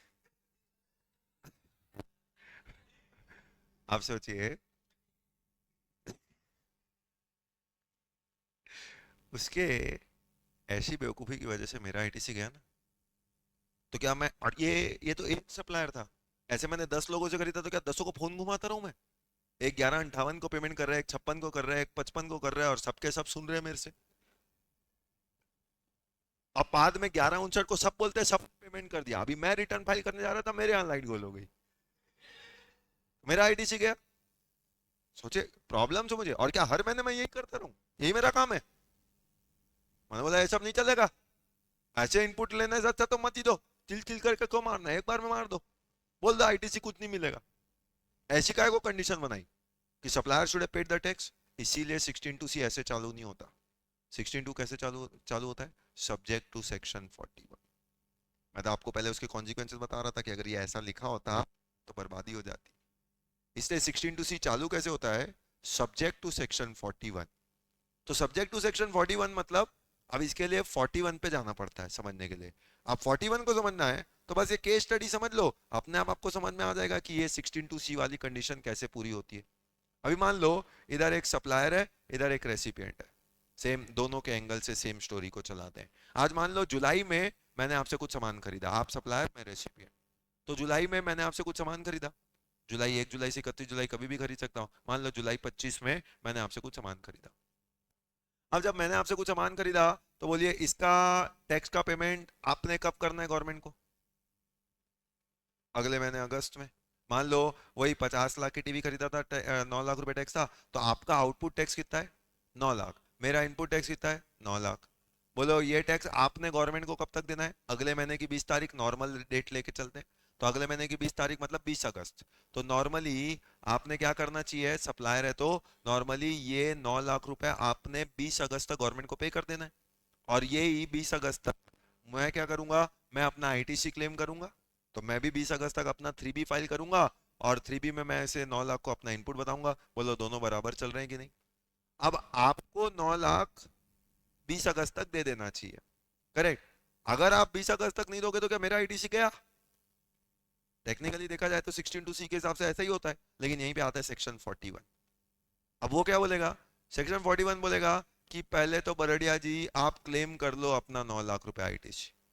आप छोड़ो 10 सप्लायर को फोन लगाना, वो फिर फोन में आपकी बात सुनते नहीं है, फिर आप क्या क्या बोलते हो उनको। तो एक काम करो, आप ऐसा फोन फोन मत लगाओ उनको। और हर महीने क्यों फोन लगाना? ठीक, तो फोन मत लगाओ, आप आईटीसी ले लो अपना 9 लाख। मैंने बोला साहब उन्होंने पेमेंट नहीं किया, बोले हम कह रहे हैं ना ले लो। तो मैंने बोला तुम ही तो बोल रहे थे फोन करो, और तुम ही ने कंडीशन लगी है कि हमको पैसा नहीं मिलेगा तो आईटीसी नहीं देंगे। मैंने बोला अभी हम ही बोल रहे हैं सेक्शन 41। मैंने बोला वो तुम्हारा 16(2)(c अंड शंड बोल रहा था कि आईटीसी नहीं देंगे अगर पेमेंट नहीं हुआ। बोले मैं भी बोल रहा हूँ ना, मैं 41 हूँ, मैं भी बोल रहा हूँ ले लो आईटीसी, क्लेम आईटीसी है सेल्फ असेस्ड। तो अब मैं क्या करूंगा, मैं 20 अगस्त को जब अपना रिटर्न फाइल करूंगा जुलाई का, मैं पूरा 9 लाख आईटीसी ले लूंगा, इग्नोरिंग द फैक्ट कि आपने ये 9 लाख का पेमेंट किया है कि नहीं किया। करना है, कंडीशन है 16(2)(c की, लेकिन 41 बोलेगा चुपचाप आईटीसी ले लो। अब आपको ये पैसा 20 अगस्त तक देना चाहिए था, नहीं दियो तो बाद में दोगे, बाद में भी दे सकते हो, ठीक बात है। कब तक दे सकते हो? आपकी मर्जी हो तब दो। बोले कब तक? बोले ये देखो मार्च 26 साल खत्म हो गया, आपने तब तक भी पेमेंट नहीं किया, कोई दिक्कत है मेरे को? कोई दिक्कत नहीं है, और थोड़ा समय ले लेते हैं अगले साल। कब तक? 30 सितंबर। आइडियली गवर्नमेंट बोलती है चल वैसे तो जुलाई का पैसा आपको 20 अगस्त तक देना था, 20 अगस्त तक नहीं भी दियो चलो बाद में दे दो। बाद में कब? वो जिस साल का है वो साल जान दो, अगले साल 30 सितंबर तक तो दे दो कम से कम। 30 सितंबर तक seller should pay latest by 30 सितंबर। 2025 का था तो अगले साल 26 तक पे कर दो कम से कम। सर ये तो बढ़िया है, मतलब वो 1.5 साल साल से भर से ऊपर वो गवर्नमेंट का पैसा यूज कर रहा है और इधर आप अपना आईटीसी ले रहे हो, बढ़िया। उसने जो लेट पेमेंट किया, मैंने ये नहीं बोला कि उसको फिर उस समय खाली 9 लाख ही देना पड़ेगा। वो जो लेट पेमेंट किया उसका इंटरेस्ट इंटरेस्ट सब वो लगेगा, वो सेलर जाने, उससे मेरे को कोई लेना देना नहीं, मैं बाहर हूँ, आप सेलर है। तो अगर लेट पेमेंट करोगे तो उसका जो कॉन्सिक्वेंसेस है वो आप समझो। पैसा आपको 20 अगस्त तक देना है, आप उस साल ना दे के अगले साल 30 सितंबर दोगे, जितना लेट करोगे उतना इंटरेस्ट पेनल्टी आप पे लगेगा, वो आपका कॉन्सिक्वेंस है, उससे मुझे कोई फर्क नहीं पड़ता। पर अगर आपने 30 सितंबर तक ये काम कर दिया तो मुझे कोई प्रॉब्लम नहीं है एज अ बायर। आपने अगर 30 सितंबर तक ये पेमेंट कर दिया, सेलर शुड आइडियली पे, अगर आपने पेमेंट कर दिया तो मुझे कोई प्रॉब्लम नहीं है, मैं तो आईटीसी ऑलरेडी पिछले अगस्त में ही ले रखा था, तो मुझे कुछ नहीं करने की जरूरत। प्रॉब्लम कब होगी? जब 30 सितंबर भी चला जाए और आपने टैक्स का पेमेंट नहीं किया, इफ नॉट पेड टिल 30 सितंबर, तो क्या? भाई पिछले जुलाई का बिल था, आपको पूरा वो वाला साल दे दिया, 25 26, 26 27 भी आधा दे दिया, सितंबर 26 तक का मौका दे दिया, तो अब तक आपने पेमेंट नहीं किया।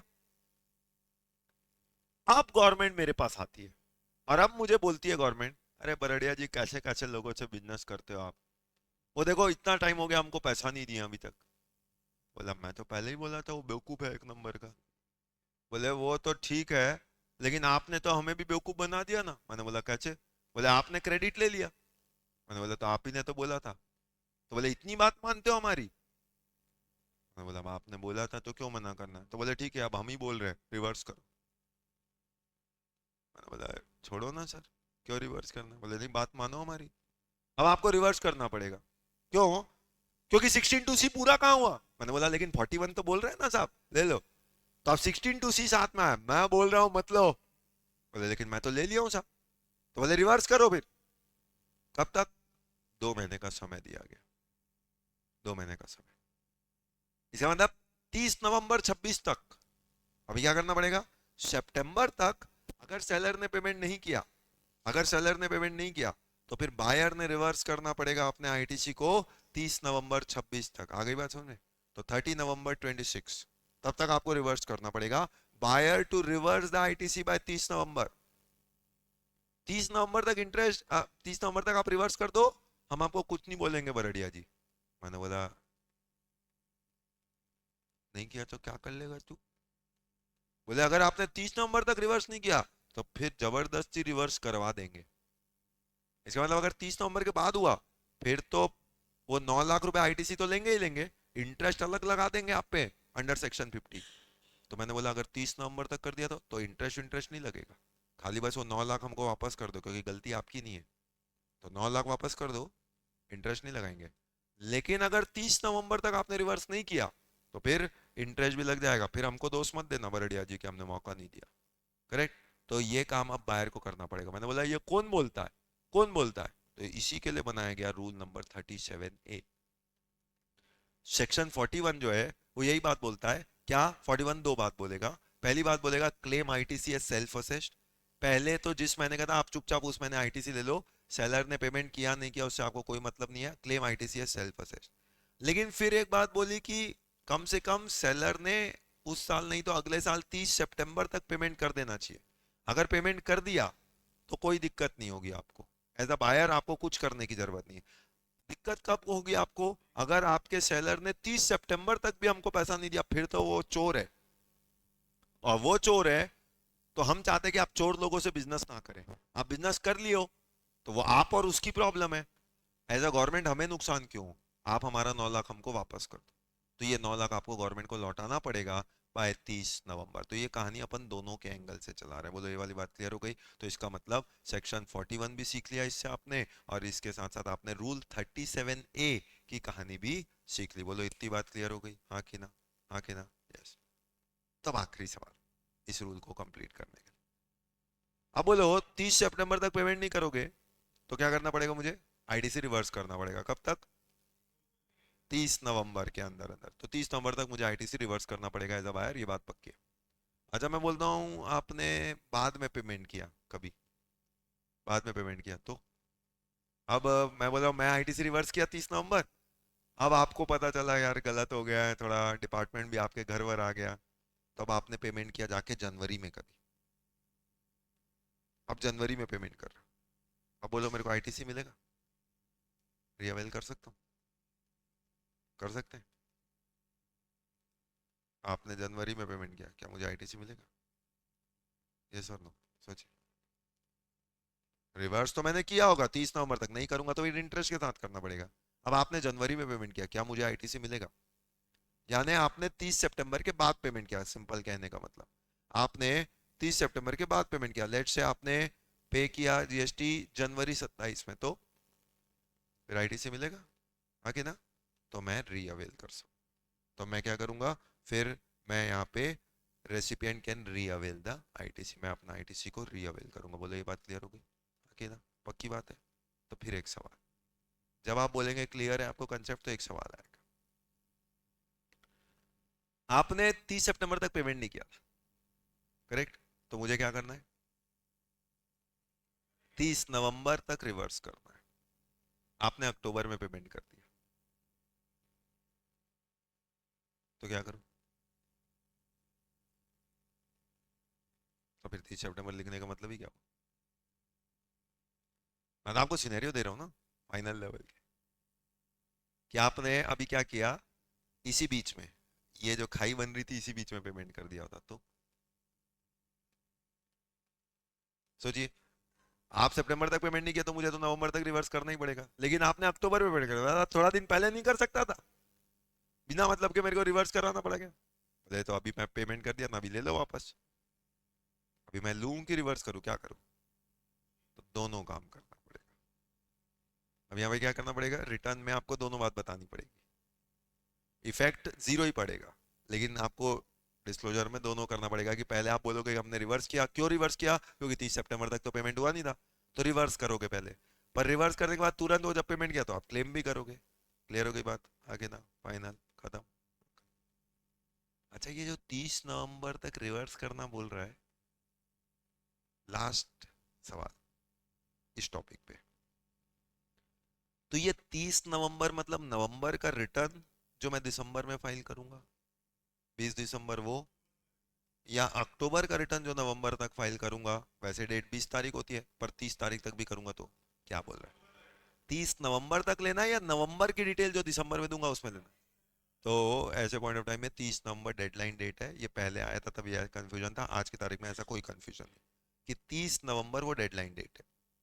अब 30 नवंबर डेडलाइन डेट है मतलब क्या हुआ, कि 30 नवंबर तक आपको आईटीसी रिवर्स करना है, जो भी रिटर्न चाहे फाइल करो नवंबर तक। नवंबर में आप नवंबर का रिटर्न तो फाइल कर नहीं पाओगे, तो लास्ट रिटर्न जो आप फाइल कर पाओगे वो है अक्टूबर का। पर अक्टूबर का रिटर्न 30 नवंबर तक कर रहे हो, तो 30 नवंबर तक जो भी रिटर्न फाइल करोगे आपको अपना आईटीसी उसमें रिवर्स करना पड़ेगा अंडर रूल नंबर 37A। तो बोलो रूल 37A भी क्लियर हो गया, और रूल 37A क्लियर हो गया मतलब आज भी अपन ने बहुत सारी चीजें पढ़ ली। आ जाओ उसके फटाफट अब लीगल रीडिंग में आते हैं। तो 16(2) अपन ने पढ़ा था, जितनी बातें हो गई अब उसकी लीगल रीडिंग ले रहे हैं। 16(2) अपना पूरा खत्म हो चुका था लीगल बेयर एक्ट की रीडिंग में। फिर अगला पढ़ा था आपने 16(2)(b). 16(2)(b) में आपको बता चुका कंडीशन क्या थी, he must have received the goods और सर्विसेज और बोथ, तो ये कंडीशन थी। फिर उसी के एक्सप्लेनेशन में आए थे, ये भी हम सीख चुके। एक्सप्लेनेशन क्या बोला था, कि for the purpose of this clause it shall be deemed that the registered person has received the goods or as the case may be services. कब? जब goods are delivered by the supplier to recipient or other person on direction of such other person, whether acting as agent or otherwise, before or during movement of goods, either by way of transfer of document of title to goods or otherwise। मतलब इतना technical wording में नहीं जाना, simple language में बोले तो इसी को हम क्या नाम दे सकते हैं, bill to ship to model. तो ये गुड्स का था, सेम चीज सर्विस में भी है, कि सर्विस में भी where the service are provided by supplier to any person on direction of और on account of such registered person, तो ये बिल टू शिप टू में भी आईटीसी मिलेगा। 16(2)(c) में देखिए क्या बोला, सब्जेक्ट टू सेक्शन 41। अब ये क्यों शुरुआत ऐसे की, आपको रीजन मैंने बता दिया।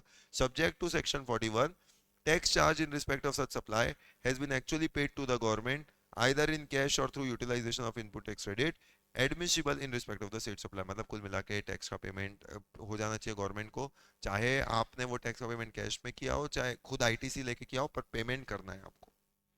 And last, he has furnish the return under section 39, तो आपने अपना रिटर्न फर्निश किया हुआ होना चाहिए अंडर सेक्शन 39। ही का मतलब बता चुका, ही का मतलब यहाँ पे बायर और रिटर्न मतलब जीएसटीआर 3B। तो यहाँ पे जो बात हो रही है वो बात हो रही है जीएसटीआर 3B की, और यहाँ पे ही का मतलब जो है वो बात हो रही है बायर मतलब रेसिपिएंट की।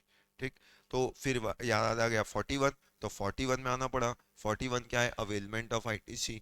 तो 41 जो है वो availment of input tax credit है। वो क्या बोलता है, every registered person shall subject to such condition restriction as may be prescribed condition restriction जो है, be entitled to avail the credit of eligible input tax as self assessed in his return. तो आपको क्या करना है, claim ITC as self assessed in his return. Return बोलो यहाँ पे मतलब रिटर्न का मतलब क्या, रिटर्न तो हमेशा 3B होगा। तो avail the credit of eligible input tax as self assessed in his return, मतलब जीएसटीआर 3B। और जो भी आप लोगे वो पैसा कहाँ जाएगा? अगेन आपके क्रेडिट लेजर के क्रेडिट साइड में जाएगा, क्योंकि आप आईटीसी ले रहे हो। वो 9 लाख कहाँ गया? मेरे इलेक्ट्रॉनिक क्रेडिट लेजर के क्रेडिट साइड में गया। करेक्ट। तो 41(1) ने बोला चुपचाप आईटीसी ले लो। उसके बाद क्या बोलता है? The credit of input tax availed by the registered person under subsection 1, ऊपर जो आपने आईटीसी अवेल किया था, in respect of such supplies of goods, services or both, the tax payable whereon has not been paid by the supplier। आपने जो ITC लिया था उसका टैक्स अगर सप्लायर पे नहीं करे, अगर कर देता तो कोई प्रॉब्लम ही नहीं थी, आपको कुछ नहीं करने की जरूरत है, मान लेता था 16(2)(c) की कंडीशन ऑटोमेटिकली पूरी हो चुकी। प्रॉब्लम कब आ रही है? जब सप्लायर ने पेमेंट नहीं किया। Has not been paid by the supplier shall be reversed along with applicable interest by the said person in such manner as may be prescribed। Sir ये तो बोलता है रिवर्स करना पड़ेगा विथ इंटरेस्ट के साथ। विथ इंटरेस्ट साथ मतलब जब आगे चल के रूल पढ़ेंगे तब सीखेंगे। और एज प्रिस्क्राइब्ड मतलब कौन सा रूल? तो इसके लिए रूल है रूल 37A, तो वहां जाके सीखेंगे। क्या बोल रहा है? Provided that where the supplier makes payment, फिर प्रोविजन में क्या बोला कि अगर सप्लायर ने बाद में पेमेंट कर दिया of the tax payable in respect of aforesaid supplies, said registered person may re-avail the amount। तो बाद में आप क्या कर सकते हो? re-avail भी कर सकते हो amount of credit reversed by him in such manner as may be prescribed। तो सेक्शन 41 भी हो गया। तो इसके साथ क्या देखना था? इसके साथ देखना था रूल 37A। तो रूल 37A भी फाइनली देख लेते हैं, खत्म करते हैं। Reversal of input tax credit in case of non payment of tax by the supplier and re-availment thereof। तो रिवर्सल एंड री-अवेलमेंट, रूल 37 ने क्या बोलता है? Where input tax credit has been availed by the registered person in his return in form 3B, तो वो ITC आपने 3B में लिया था, for a tax period in respect of such invoice debit note details of which has been furnished by the supplier in statement of outward supply in GSTR 1 or as amended in 1A और using the invoice furnishing facility. ये तीन चीजें एक साथ चलेंगी हमेशा, ये तीन वर्ड से यूज टू हो जाइए। GSTR 1/1A/ invoice furnishing facility. अभी सिंपल लैंग्वेज में समझो, वही जीएसटीआर 1 जो होता है, तो जो हम फाइल कर रहे हैं, ठीक, तो उसने फर्निश किया होगा, आपने उसका आईटीसी ले लिया होगा। करेक्ट। तो आप उसका आईटीसी ले लो, चाहे उसने पेमेंट किया कि नहीं किया टैक्स, हमें कोई मतलब नहीं है। But the return in form 3B for the tax period corresponding to the said statement of outward supply has not been furnished by such supplier till 30th day of September। लेकिन वो supplier ने क्या किया? अपना 1 तो file कर दिया था, पर उसने अपना 3B नहीं फाइल किया था। कब तक? अगले साल 30 सितंबर तक, following the end of the financial year in which input tax credit in respect of such invoice or debit note has been availed। तो जिस समय का इनवॉइस था, आपने एग्जांपल में इनवॉइस कब का था? जुलाई का। तो आपने 1 तो फाइल कर दिया था जुलाई का, लेकिन 3B जो है 20 अगस्त को फाइल होने वाला, वो फाइल ही नहीं किया, अगले सितंबर तक फाइल नहीं किया। तो फिर क्या होगा?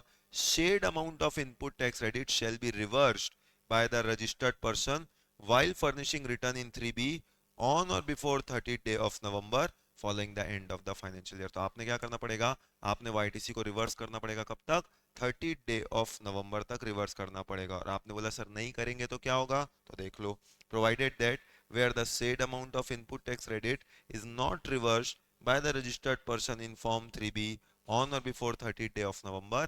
अगर आपने 30 नवंबर तक रिवर्स नहीं किया, following the end of such financial year during which such ITC has been availed, such amount shall be payable by the registered person along with interest under section। फिर आपको रिवर्स करना पड़ेगा along with interest। इसका मतलब ही क्या हुआ कि अगर 30 नवंबर तक कर दोगे तो इंटरेस्ट नहीं लगेगा। इसका मतलब तो यही हुआ ना। करेक्ट। तो 30 नवंबर तक आप रिवर्स करिए तो इंटरेस्ट नहीं, बस पैसा हमको वापस कर दो। ठीक। Provided further that where the said supplier subsequently furnishes the return in 3B, बाद में वो फर्निश करेगा अपना 3B, मतलब बाद में पेमेंट कर रहा है 30 सितंबर के, तो क्या करना पड़ेगा? सेड रजिस्टर्ड पर्सन में रीअवेल। देखो, रीअवेल करना है तो क्या बोलता है? में। शैल रीअवेल करना ही पड़ेगा, ऐसा तो है नहीं, आपकी मर्जी, लेना है तो लो। में re-avail the amount of such credit in the return in form 3B for a tax period thereafter. तो बाद में आप क्या कर सकते हो? उस आईटीसी को री अवेल कर सकते हो। कहाँ पे? Under rule number 37A। तो ये क्या? ये अपना रूल 37A होगा। तो यहाँ पे अपन ने 16(1) पूरा कर लिया। 16(2) की 4 कंडीशन, 16(2)A, 16(2)B, 16(2)C और 16(2)D भी सीख लिया। रूल्स में अपन ने रूल 36 का सब रूल 1, सब रूल 2, सब रूल 3 सीखा, और रूल 37A को भी सीख लिया। साथ ही साथ सेक्शन 41 को भी पूरे तरीके से अपने कवरेज में ले लिया। तो इतनी सारी बातें हमने देख ली। तो अब जो नए एडिशन हुए क्लॉज के, वो नए एडिशन क्या क्या थे, और 16(2) में कुछ प्रोविजोस भी हैं, वो सब क्या थे, वो सब डिस्कशन होने वाला है कब का, अपने अगले पार्ट में। करेक्ट। तो चलो आज के लिए इतना ही। That's it.